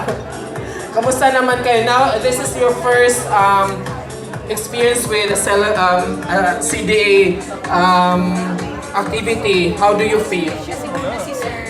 I'm so amazed sa mga sa mga inspirational messages ng ating Board of Administrators na sobrang nagbigay ng inspirasyon for us to work better and harder. Very good answer. Sa'yo ng corona. Okay, dito naman tayo sa mga attorney. How okay is okay? Very okay. Ito si Sir Walter. Nakakaba talaga ako makakilala ko kasi kinahot seat ko. Sir Walter, anong nuggets of wisdom ang nakuha niyo sa mga speakers natin? Sige, how do you feel na lang? Sir, excited tsaka very happy po dahil nakatin po ng 29th anniversary. Ito si Christian. Ano natutunan mo sa mga speakers natin ngayon? Yung history na mga dapat gawin. Thank you. Thank you sa ating mga na volunteered to answer the questions. Okay, now that our dear chairman is here, let's give him a round of applause please for his message. Chairman Orlando R. Ravanera. Thank you so much, Edward. Isa pong napakagandang umaga sa lahat, isa pong maalab, mapagpala at mapagpalayang pagbati sa lahat. Nag-share na ba kayo? Kasi 3 hours lang ito eh. Anyway, bago po ang lahat, isa pong time team na pagpupugay ang aking pinararating sa ating mga honorable members of the Board of Administrators. Si Admin Buddy Santos, Admin Paisal Cali, Admin Sam, Admin Benjie, Admin Lab, sa inyo pong lahat, sa mga regional directors. So this is now a nationwide celebration. And of course, we have here no less than, I call her BB, bright and beautiful, the former chair, Madam Bing Juarez. Saka of course, nandito ang ating idol din na Administrator Bennett Simbahan. Palakpakan po natin. Administrator Chet Castillo, Madam. Of course, sa ating pong mga guest, sa kay the President and CEO of Small Business Corporation, it's great and honor to sign MOU with you, Miss Maria Lona Cacanando. Of course, kay Maria Lourdes Rosario Baula. Of course, kahit hindi siya rito, pero believe talaga ako rin. Kay Usec Abdulgani Macatoman. Of course, kay Mr. Rolly Gonzalo, dito pa ba? From the media. Of course, sa PNA, Christine Codis. Of course, kay Father Joel Sulse, Father, you have a very nice message and I'd like to take up from what you've said earlier. At sa inyo pong lahat, ito po ay very meaningful and very amazing gathering. We are now celebrating our 29th year anniversary. And I do believe po that this has become even more meaningful with the presence of our partners from other agencies. Now, I just would like to take off. Ang ganda ng visiting kanina nila Admin Benjie, Admin Buddy, Admin Sam. At I recall yung sabi ni Father Joel kanina. I think to make our celebration even more meaningful, yung pong sinabi niya na to promote our raison d'etre, to promote the viability and growth of cooperatives, Father, as instrument, ang ganda ng word sa ating highest law of the land, as instrument of social justice, equity, and economic development. You know what? Let me revisit those times. Because I was then working with Bandila, Bansa Nagkaisa at Layunin, and it was then the time of martial law. But then we dream of a day that somehow social transformation will begin. And ano po nangyari? There was this ELSA revolution, the first of its kind in the whole world. And then we toppled down a dictator. And then, meron pong isang ginawang pagtitipon, convening the delegates of the 1987 Constitution. At alam po ang nangyari, ang ganda po sinabi nila, because social transformation has been elusive all these years. Despite 14 years of martial law and two people power revolution, the structure and the ingredients that are causing poverty are still as formidable as ever. And so along that line, kasi po, meron po akong dalawang kaibigan doon sa CONCON delegates, no less than the chairman of the si Jaime Tadio, at saka si Chito Gascon, the president of the UP Student Council. And every time he would go to Cagayan de Oro to campaign for the ratification of the code, he will stay in our house. And so, I learned so much from him. Ang sabi niya, alam mo Orlan, armed struggle is over now. There should be no revolution because it is quite a pity, Father Joel, that we will have a change through armed struggle. Ang sabi nila, nandyan yan sa Constitution. In a country run by cronies and some 200 families called cartel. There's so much inequities. At sinabi po niya, Orlan, pasalamat ka. We have now put that up as instrument to democratize wealth and power. Wala na pong iba. Peaceful and legal. Through the power of the people. Through cooperativism. Yun po ang sabi niya. And so, it came to pass that during the time, if I may recall, Father, you remember those days, social injustice looms in so many ways in the life of our people. It is seen in the life of the farmers, tilling the land at their own. Di ba ang sakit niyan? Ikaw ang nagpapainit, ikaw ang nagpapaulan, pero everyone is profiting from farming except the farmers. It is seen in the life of our indigenous people. Makita po natin there was a time that they used the land in the spirit of sharing and service that they would not own. Because how can you own something that will outlast you? So they were just God's instrument to protect the environment and to develop sustainably agriculture.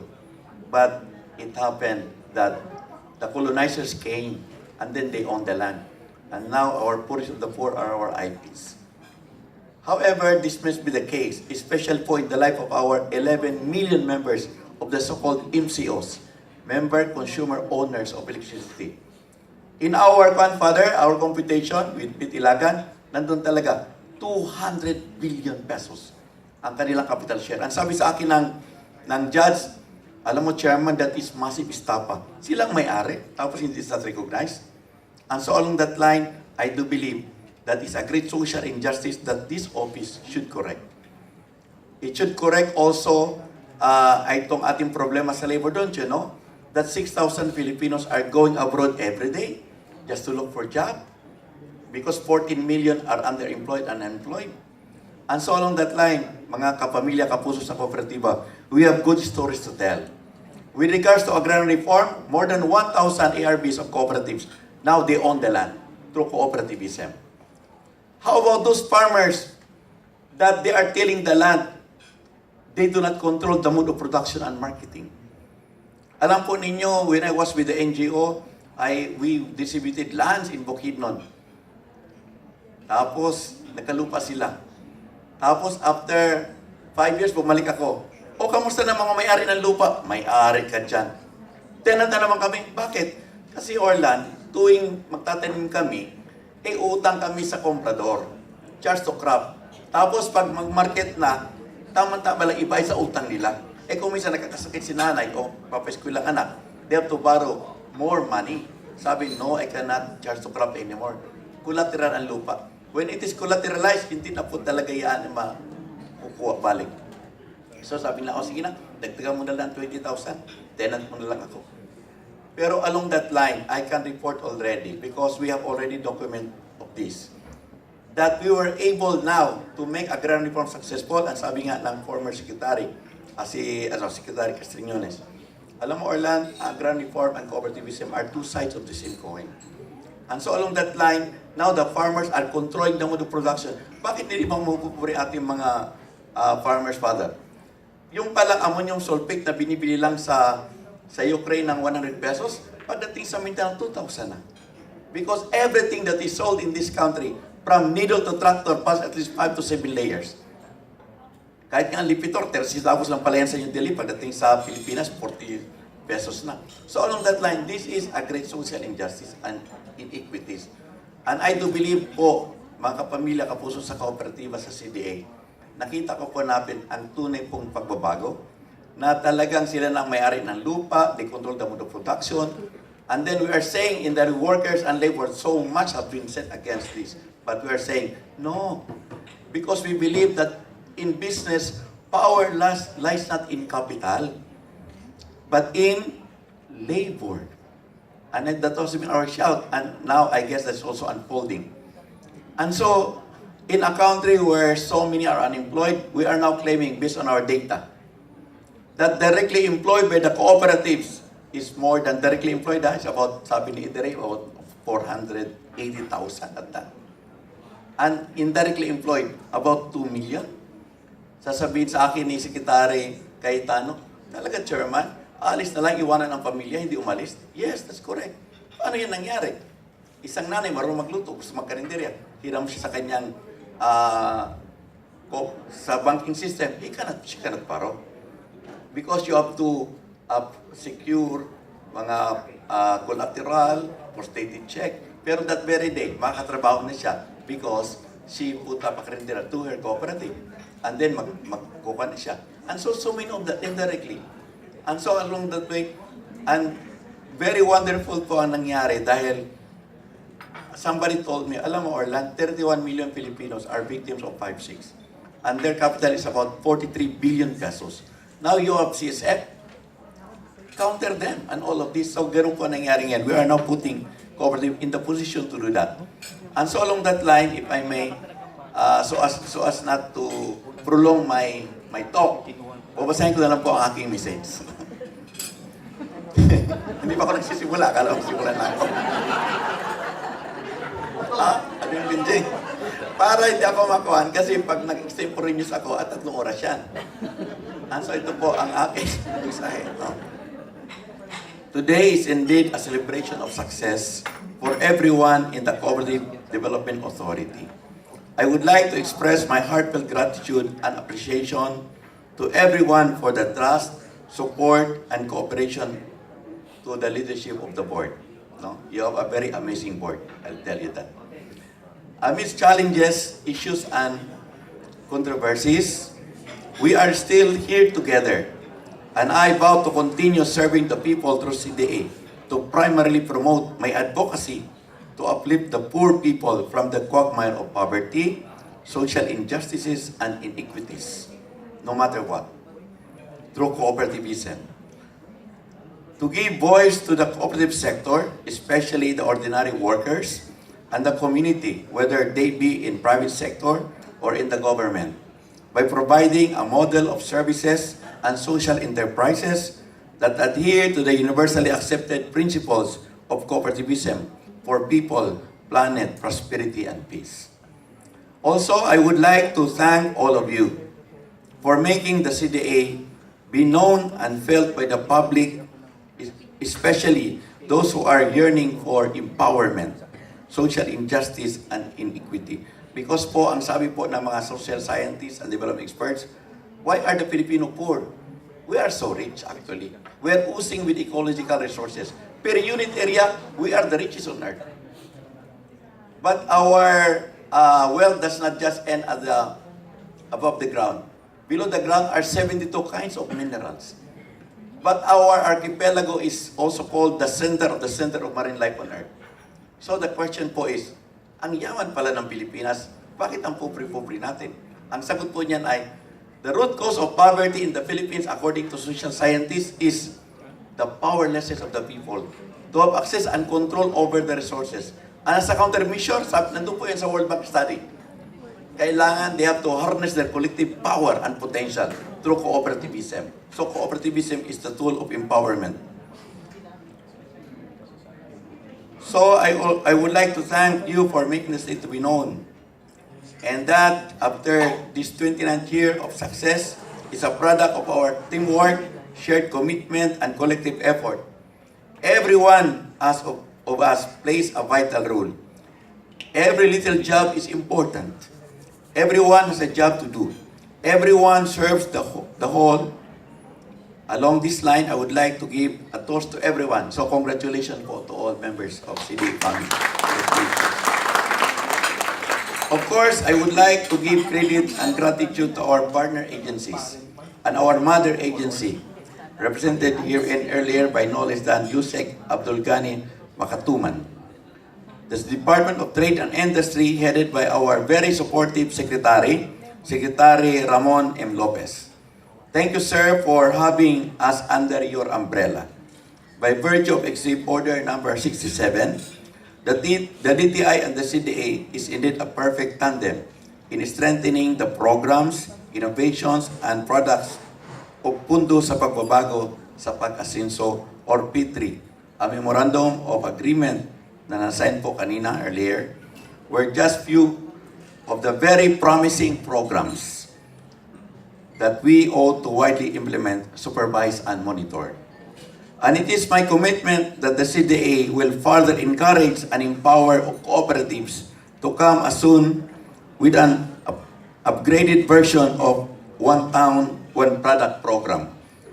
Sana po, I was telling Secretary De Guzman, hindi lang ito one puto, kundi one barangay, one product program.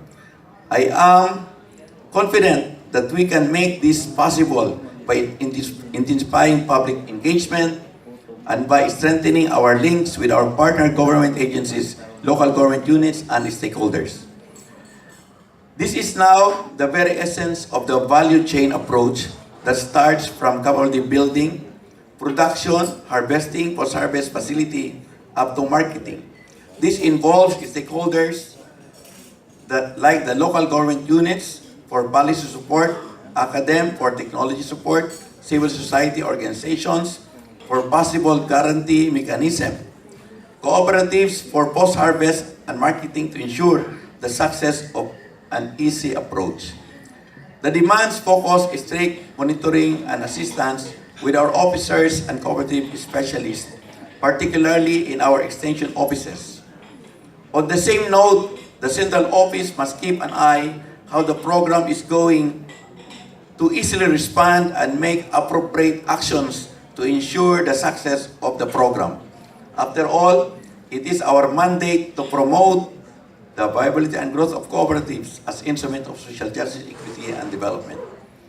Of course, I also would like to thank the Technical Education and Skills Development Authority, TESDA, led by Secretary Isidro La Peña.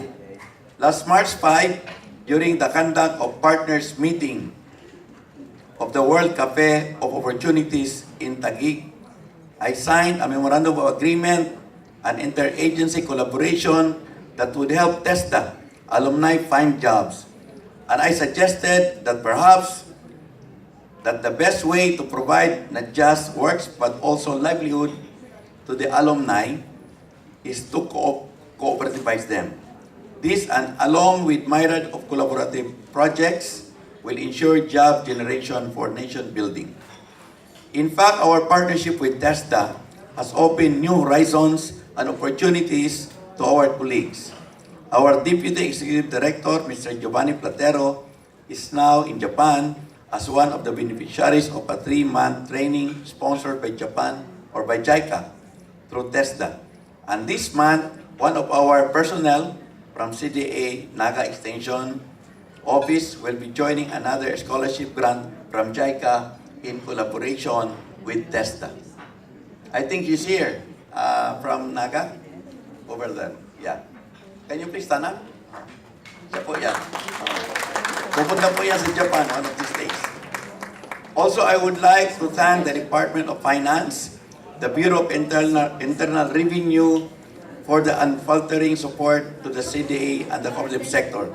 Currently, we have, as stated earlier, this is minus arm, 17,864 operating cooperatives with more than 10.4 million active members and 382,000 pesos of total assets, billion pesos. Subsequently, these cooperatives have generated these jobs through co-ops, have contributed about 3.9 billion pesos of indirect taxes. These cooperatives may be tax exempt, but they are tax makers. Further, I also am extending my deepest gratitude to our legislators, as mentioned earlier by Admin Benjie, and cooperative champion in Congress, for continued support to the cause of the cooperative movement and strengthening CDA. I would like to particularly mention, as stated earlier by Admin Benjie, Senator Juan Miguel Soberi, Chairman of the Cooperative Committee in Senate, Congressman Anthony Bravo, Deputy Minority Leader, who continuously guarding the lifeline of the cooperative movement, to Kong Reco Heron, Chairman of Cooperative Committee in the House of Representatives, and Congressman Ben Canama. Why are cooperatives so essential in the life of the nation? For one, it is my contention that cooperativism in this country is in itself an exercise of the most powerful power of the state, which is the police power. Its very existence is to rectify social ills and economic flaws, foremost of which is social injustice.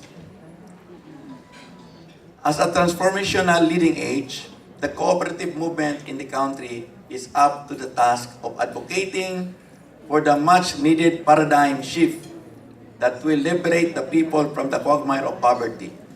As poverty is rooted in their lack of power to have access and control over the resources and utilities, cooperativism is the empowering path in crafting their own destiny. That process of empowerment is being carried now by cooperatives, which are now increasingly becoming a countervailing force against all forms of economic deprivation. This time, the cooperatives have joined the voices of the hungry and the helpless. And this might just tip the balance, for poverty spares nobody. Rich or poor, black or white, right or left. A glimmer of hope flickers towards a new day. Cooperativism is a vehicle to democratize wealth and power in highly skilled societal order, with only a few elites in control of the expert at the expense of the many who are powerless and wallowing in poverty. The very nature and function of a cooperative is for service, to unfetter the poor from the vicious cycle of poverty through value formation and by enhancing their capacities and skills.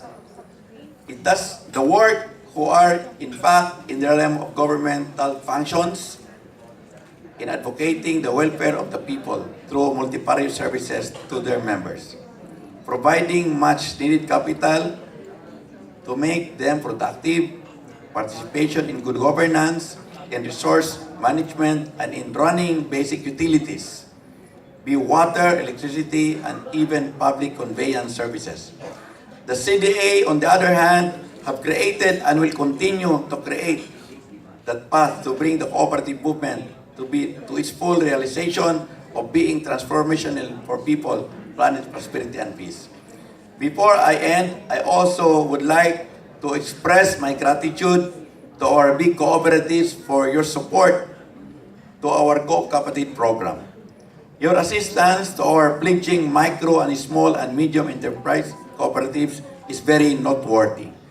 Recently, the Pacific has extended its scholarship program to 7 college students, sons and daughters of the indigenous people in Cagayan de Oro and in Bukidnon. The one CISP has pledged to support the taro crops production and livelihood of the indigenous peoples cooperatives through value chain approach. More and more established cooperatives have pledged their support, and we are very much glad and grateful for it. To institutionalize the cooperative program, your CDA will be giving plaques of appreciation to those big brother, of course with approval of the BOA, for co-ops who will help the small ones. Today, as we take another year of our journey, I am confident that we have so much to look forward to and be grateful for. Let us take this opportunity to renew our commitment as public servants and catalysts of change and development. Let us take the upcoming years to show the best version of the CDA by advancing cooperativism. So with this, I am wishing you all happy 29th anniversary. Thank you so much.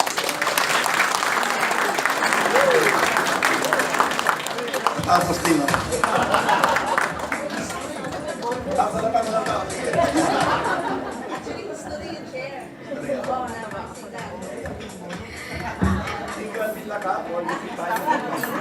Thank you very much, sir. Chairman, thank you very much. Let's give him another round of applause, please. Based on the speech of our chairman, for the past 29 years, there are so many stories to document. First, of our employees in serving our clientele, and ganun din naman din yung sinabi ni former Chairperson Lisiro Juarez, that our field workers, our workers in CDA, there are so many stories to tell. And the second, of the cooperative sector. But again, after that, kahit dami nating success stories, but this today, let's be reminded that there are still so many tasks ahead of us to better serve the cooperative sector. And be reminded of our mandate as per RA 6939 to promote the viability and growth of cooperatives as instrument of equity, social justice, and economic development. So I think that's a very fitting message from our chairman to be reminded of our functions. Now to move on, again, another talented the rendition from our 11-year-old performer to give us another intermission, Jillian Francisco.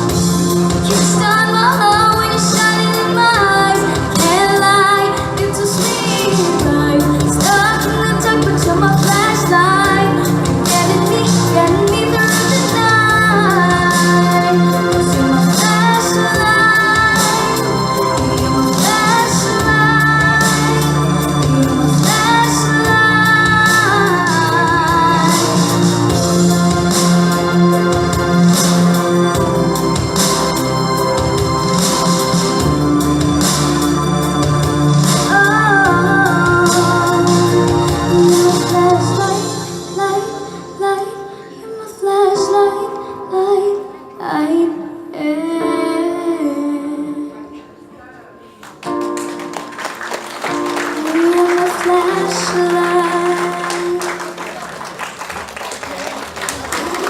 Thank you very much, Jillian. Once again, a round of applause, please, for this wonderful and talented young girl. Okay. I didn't know while she was singing that song if she was referring to my head, flashlight.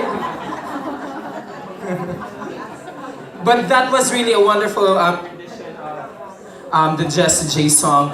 Anyway, let's move on. I would like to recognize the presence of our dear Executive Director, Ray Elivazo.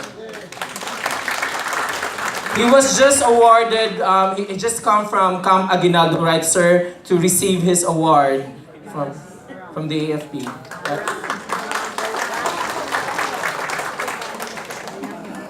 Okay, so after the wonderful rendition of that song, we'll move on to the launching of the Gawad sa Natatanging Kawani ng CDA. And to lead this, let's welcome our Administrator, Honorable Myrla B. Paradillo. A round of applause for her, please.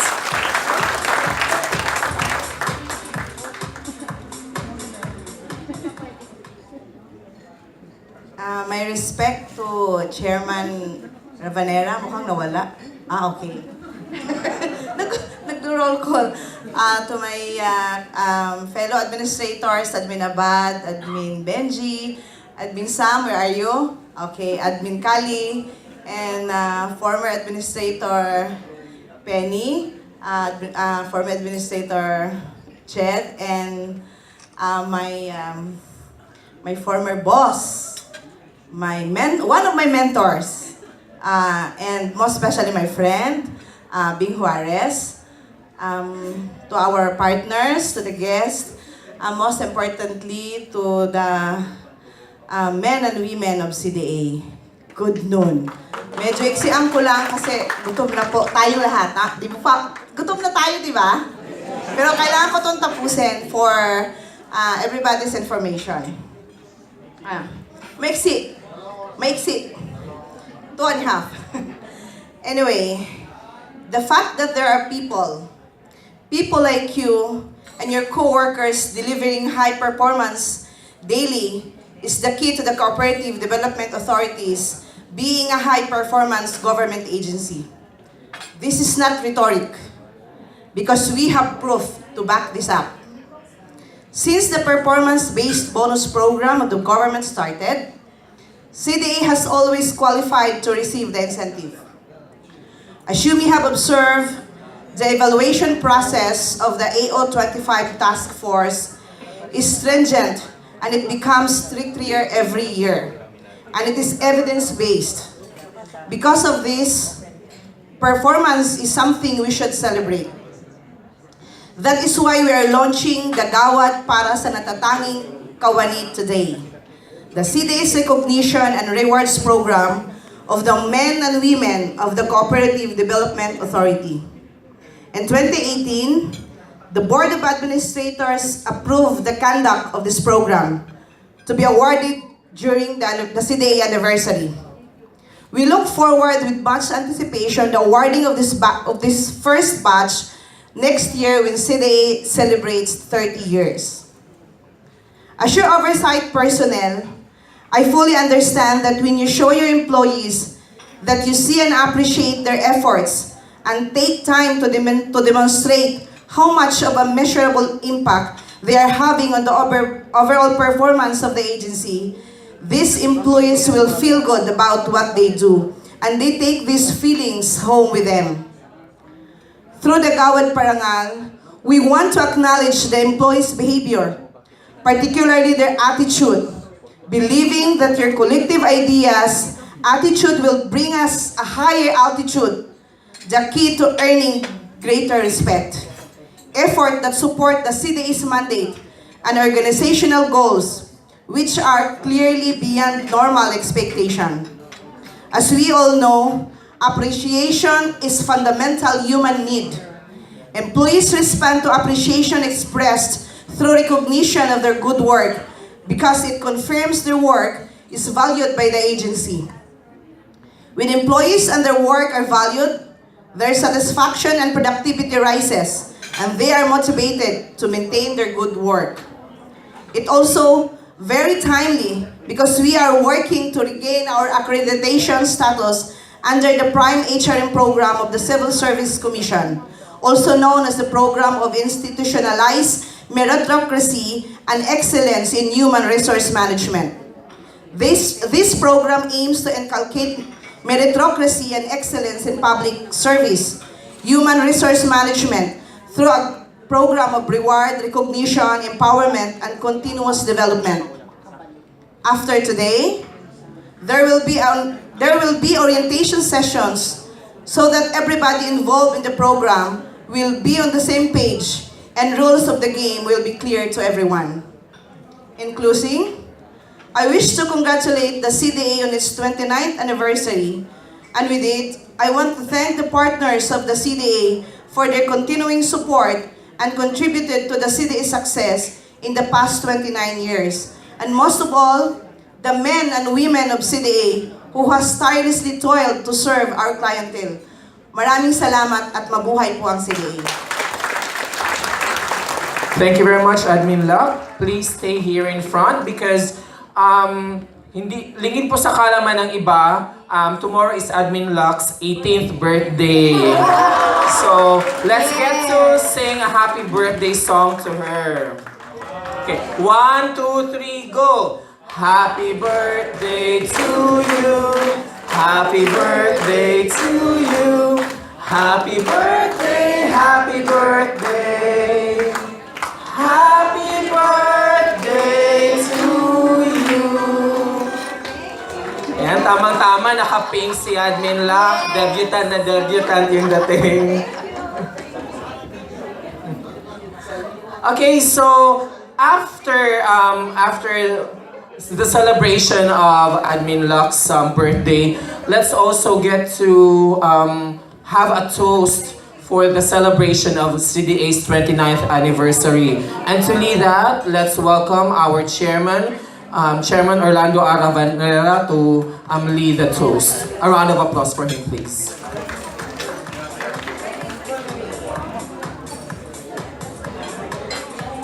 Isa pong karangalan na manguna sa pag-toast.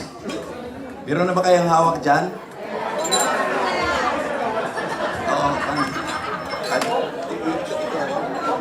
Ito po, no, nararapat po lamang. And every word that we will say, congratulations, really comes from our heart. Isa pong taos-pusong pasasalamat sa lahat pong kapamilya ng CDA sa inyong matatag and very passionate contribution to advance cooperativism in this country as instrument of social justice, equity, and economic development. Dahil po sa CDA, marami pong natulungan at ito po ang simula ng ating taos-pusong pagsisilbi. Isang oras na ito. At mga kasama, inuman na. Tayo. Mabuhay!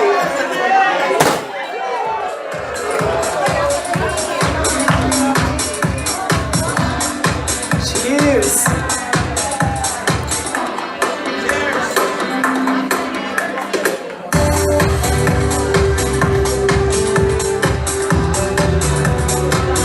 Cheers everyone! Here's to the 29 years of CDA and more to go! And to formally close this event, let's welcome our Administrator, Honorable Paisal I, Cali, for his closing message. A round of applause for him, please. Maraming salamat, pare. Sana kinalimutan mo na lang ako. Yeah, because you know, the tema of the situation is pagka parang nakalimutan na yung parte ng huling parte ng ating programa, diba? Yung closing remarks. But ngayon at last binanggit mo na rin na ako ngayon ang magsasalita. Thank you very much ulit. Hindi kita kakalimutan pa rin. Our very dear and our beloved Chairman, Orlando Ravanera. Magpasalamat tayo at medyo kahit na 2 yugto ang kanyang speech, may binasa at may hindi. medyo mahaba pa rin.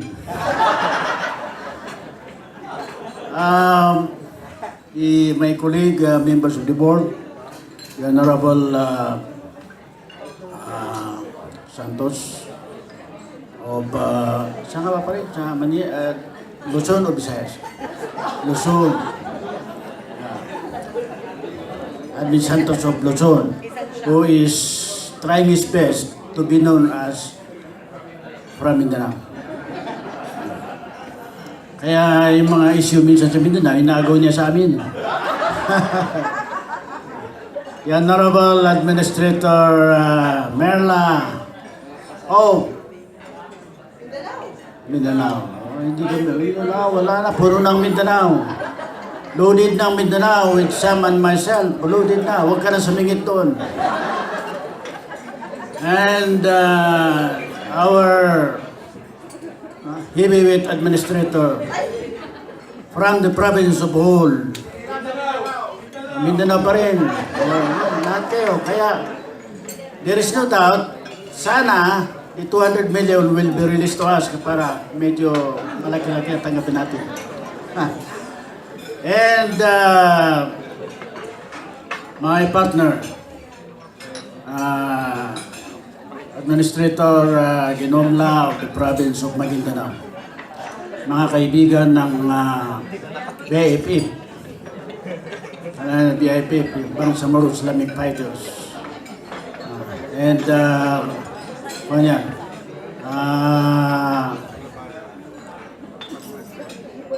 advisor ng mga natitirang MILA sa Maguindanao.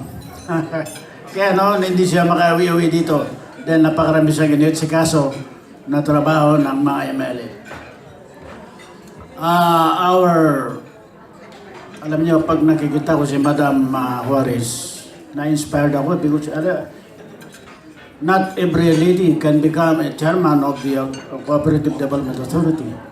And she has been there for quite some time. We are very thankful that she is here with us. She is sharing her moment with us. We are very thankful, ma'am. Salamat.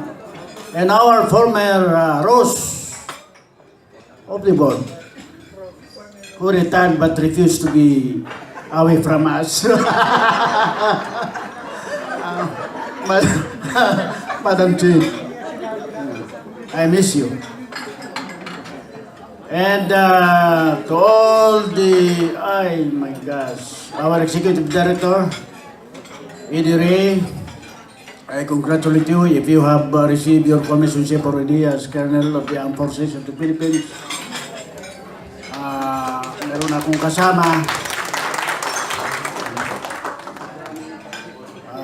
Alam mo, not everybody can be commissioned by the President as Colonel.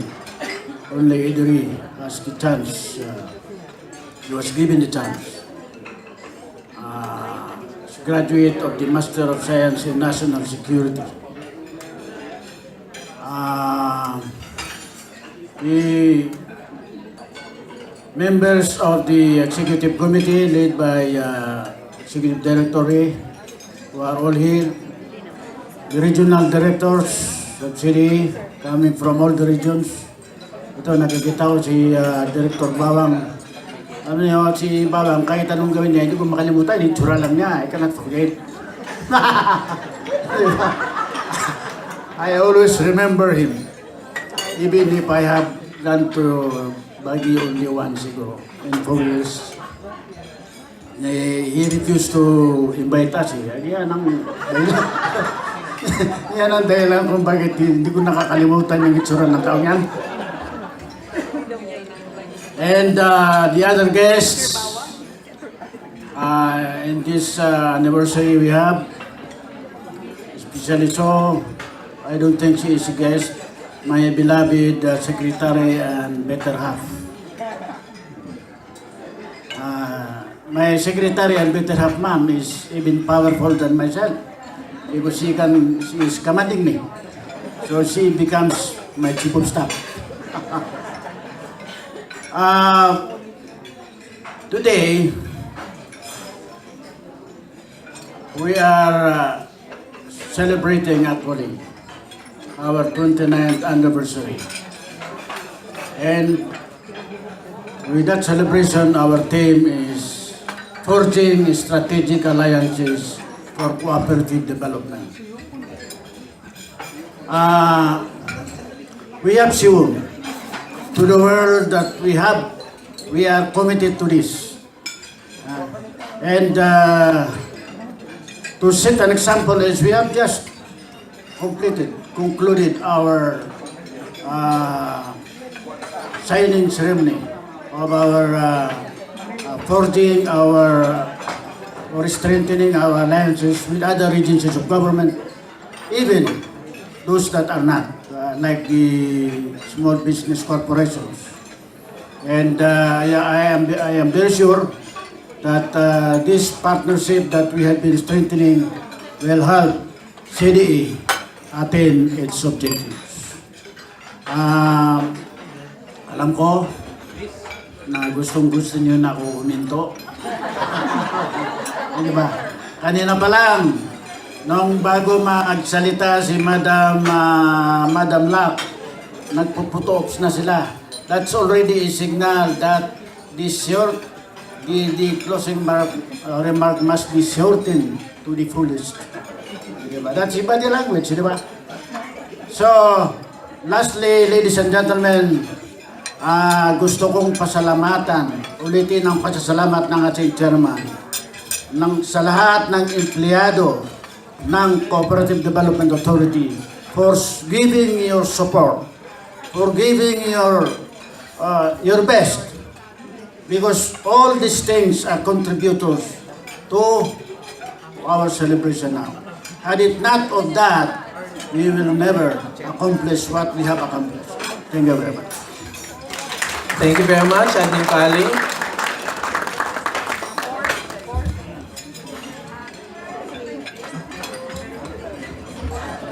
Thank you very much for that short closing message.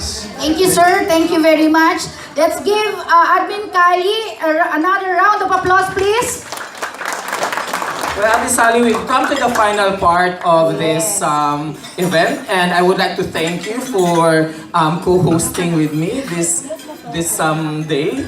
Yeah, same with me, third. And I know na our guests and our colleagues are all hungry now. So, yes. Okay, so enjoy the meal. And before that, happy anniversary, CDA, and good day, Araneta! We also have a class picture together, and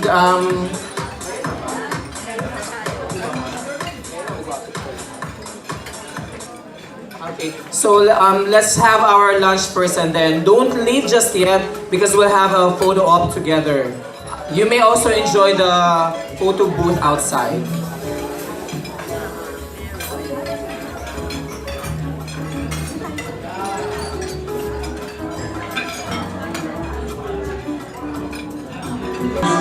Pinanakitan, kooperatiba ang naging sandalan sa puso at isipan ng bawat Pilipino, maging sa Pilipinas o sa buong mundo. Kooperatiba pag-asa ng sambayanan, samahan at kakaisa't magtutulungan. Kooperatiba ay kaisang daang taong pagtutulay-tulay sa maunlan ng buhay. Isang siglong puno-puno ng pag-asa, mabuhay ang kooperatiba. Tagumpay ng kooperatiba ay pagmuli, sama-sama ang bawat kasabi. Buhay ng sagana, buhay kooperatiba, ipagpatuloy ang pagkakaisa. Sa gitna ng pagsubok na dinaanan, nanaig ang ating katatagan. Umulan, umilit man, bumagyo, kooperatiba pa rin tayo. Kooperatiba ay kaisang daang taong pagpupulay-tulay sa maunlad na buhay. Isang siglong puno-puno ng pag-asa, mabuhay ang kooperatiba.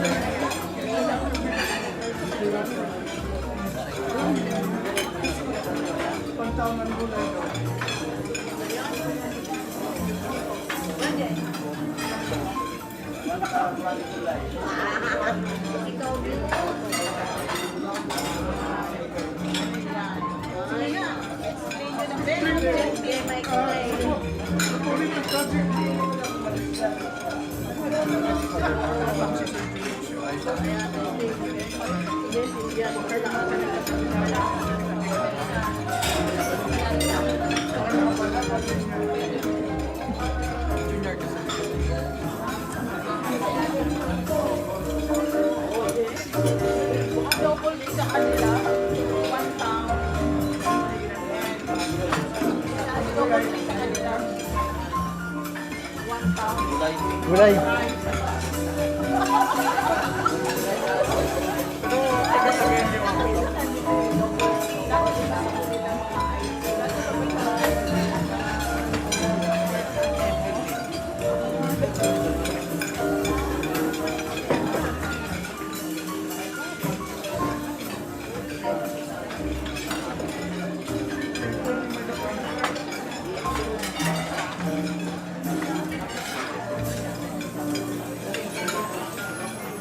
It has been said that for those who have dreamed struggled, advocated, and even died for it. Social change has been so elusive all these years. Despite 14 years of martial law and two people power revolution, the structures and the systems that are breeding poverty are still as formidable as ever, but not anymore this time. Through cooperativism, collective power of the people, harnessing their collective potential, the people are now empowered to give substance to the foremost declaration in the highest law of the land, which says, sovereignty resides in the people and all governmental powers emanating from them. This is not just historical. If people are empowered and they have one collective voice, this is a republican and democratic state. Their will must be followed.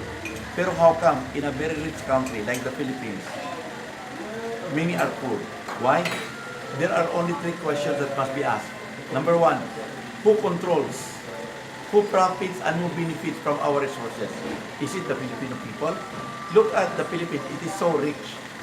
In terms of land area, according to the UN FAO, the Philippines is very rich per unit area. Above the ground, we have some 17 million hectares of dipterocarp forest. Below the ground, so many minerals, but the wealth does not end at the shoreline. The Philippine archipelago has been described as the center of mankind on Earth.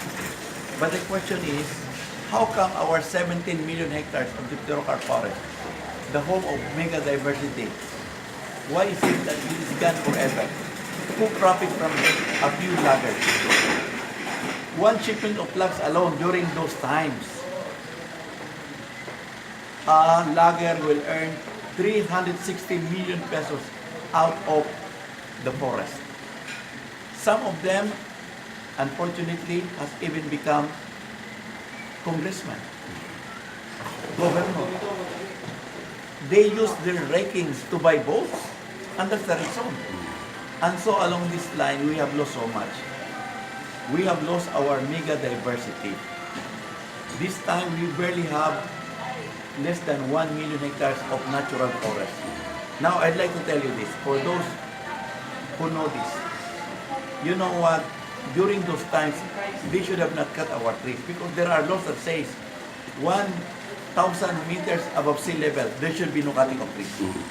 Or in slope with more than 50% gradient, there should be no cutting. And the hardwood, the best in the world, mahogany, nara, red lawan, should have not been cut. There are laws. Pero how come naputol ito? Now I'd like to ask why. In this country, no one is above the law. All must bow down to the majesty of the law because we follow the rule of law and not of men. But how come, in violation of the laws, how come nawala po natin ito lahat? And who benefit from our minerals? Tayo ba? Even the foreign miners, who benefits, don't you know, sa ating dagat, very rich. Noon, in the 50s, our marine life is oozing with resources. The fisher folks can attest to this.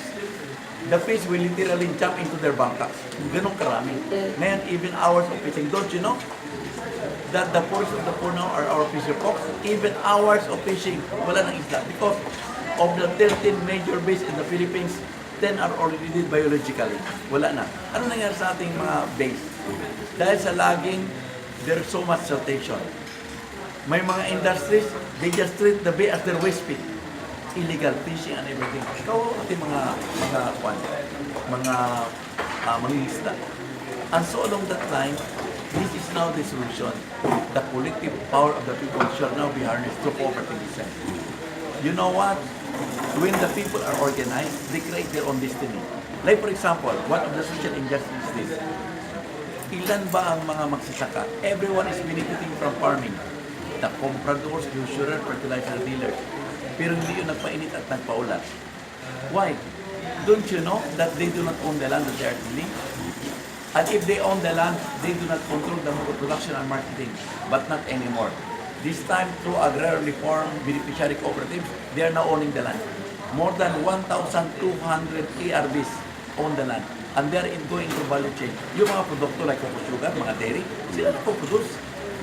And it generates so many employment. In a country where unemployment is a problem, the cooperatives are generating jobs. And so along that line, I do believe po that cooperativism time has come. And even as we now celebrate the 29th anniversary, we have created a very big movement.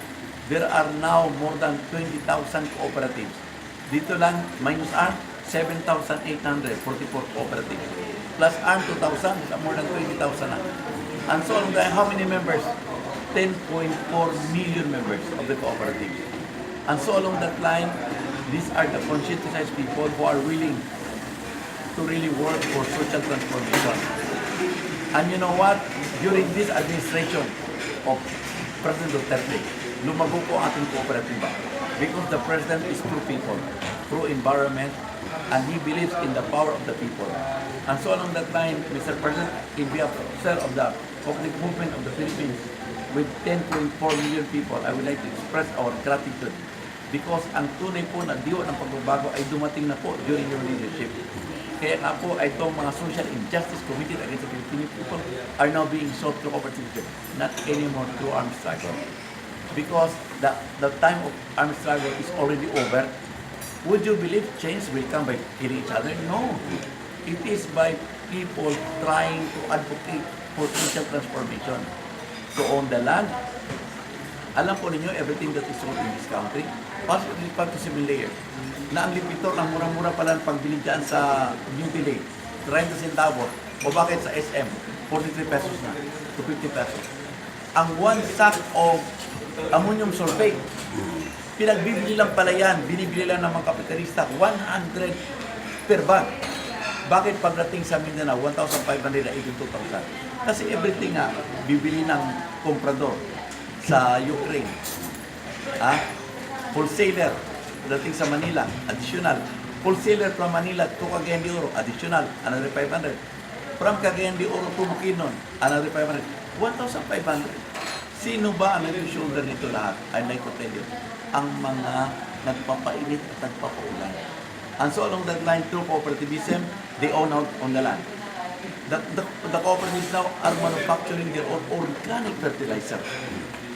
And they control the mode of production and marketing. Kasi kung minsan nga, kung wala kang post-harvest facilities, mapipilitan kang pang-harvest pa, murang-mura kasi sa lukso tayo naman, di ba, mura during harvest time, ipagbibili nila. Pero when they organize themselves into cooperatives, they were able to store the product and do it for a higher price. And so along this line, again, I would like to ask, who controls, who decides who benefit from out of these sources? Is it the Filipino people? Thank you, Mr. President, for loving the Filipino people. Dapat ang makinabang sa tunay na kaunlaran ay ang mga Pilipino. Si Presidente nga nagsabi one time nagtataka ako, bakit tayo agricultural country? In fact, sa Mindanao alone, 200,000 hectares of pineapple, banana, papaya, palm oil. Nasaan ang rice? Nasaan ang milk? Don't you know that 99% of our milk are being imported? We are not even sufficient in rice. Pero kita nagsusupply ng mga consumerist needs of the people in the north. The best pineapple. Ako, I visited my son lately sa New York. Sabi ko, ang tamis pala dito ng pinya. Sabi ng vendor, are you a Filipino? He go, yes ma'am. This comes from your country. Ibig mo sabihin ang matatamis nandito. Pumunta ako sa fish sector. Fishery sector, sa market. Nandun, ang lalaki ng mga lobster at mga limango. Pero nakalagay doon, from General Santos. Are we the ones supplying the consumerist needs of the people in America, in Japan, in Europe? Tayo rito nagugutom. It's about time. Cooperativism would mean the cooperatives are now following into value chain. For example, ang coconut industry is a $1 billion industry. Question, bakit ang mga magsasaka sa nyugan ay mga pobre? Kasi binibili lang sa kanila na ang mamura ng kopra. Pinaprocess ng mga kapitalista, ibinabalik sa atin, cocoa oil na, cocoa sugar na. Ngayon, through cooperativism, we follow value chain. They are not selling copra anymore. They are selling cocoa sugar, organic, and everything. BCO. O ngayon, nung sinasabi ko kapayapaan sa Mindanao through cooperativism, alam po ninyo, there are about 50 cooperatives of the former Moro National Liberation Front. Gera, hindi na. Ang sabi nila, mga pag-reakon sa masama tayo ng kooperatiba. Isa lang ang armas namin ngayon, kooperatiba na. O, kahit sa pan, because they are now in control of the resources. And so along that line, Christine, and even as we now advance cooperativism, let it be known, ang gumagawa talaga ng pagbabago. The people themselves. But they should first be organized into cooperative because the people, they are the real maker of history. They are the culprit because in this country, no one is above the law. In this country, sovereignty resides in the people and all governmental powers emanate from them. We are now putting that particular declaration of the Constitution to motion through cooperativism. And so along that line, ito po ang masasabi namin ng mga kooperatiba. Iparating natin kay Presidente. Mr. President, thank you for being so supportive of the cooperative as an instrument of social justice, equity, and economic development. Maraming salamat. Binibili lang yan nila Henry C. ng 30 centavos per pill. Pagdating sa SM, 43 pesos na. Kaya, alam mo ba, Henry C. is the number 76 richest on earth in the world. Kaya nga sabi ng Malacanang, ano ba yan? Ang bayan natin, and yet isang tao na kinakita. Kasi oppressive ang ating sistema, economic system.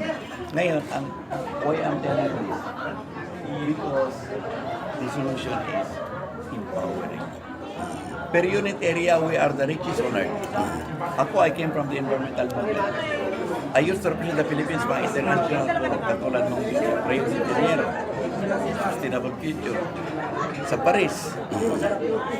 I interact with environmentalists from Canada and from the US. You know what? I'd like to tell you this. One forest ecosystem in the Philippines, like Mount Tanglad or Mount, alam mo ba, that's only 4,000 hectares. Power system. Ang flowering, ang nakikita mega diversity is far greater number compared to those found in 1 billion hectares North America. Kung kami, for example, sabi nila, sa 1 billion continent kasi ang North America, US, at saka Canada, ang kanilang flowering species, 300. Ang Pilipinas, 8,000. But the wealth of the country is not above the ground. Below are 72 kinds of minerals. Gold, copper, silver, or what have you. Pero the wealth does not end at the shoreline. It is also sa dagat because our archipelago has been described by the UN FAO as the center of marine life on Earth.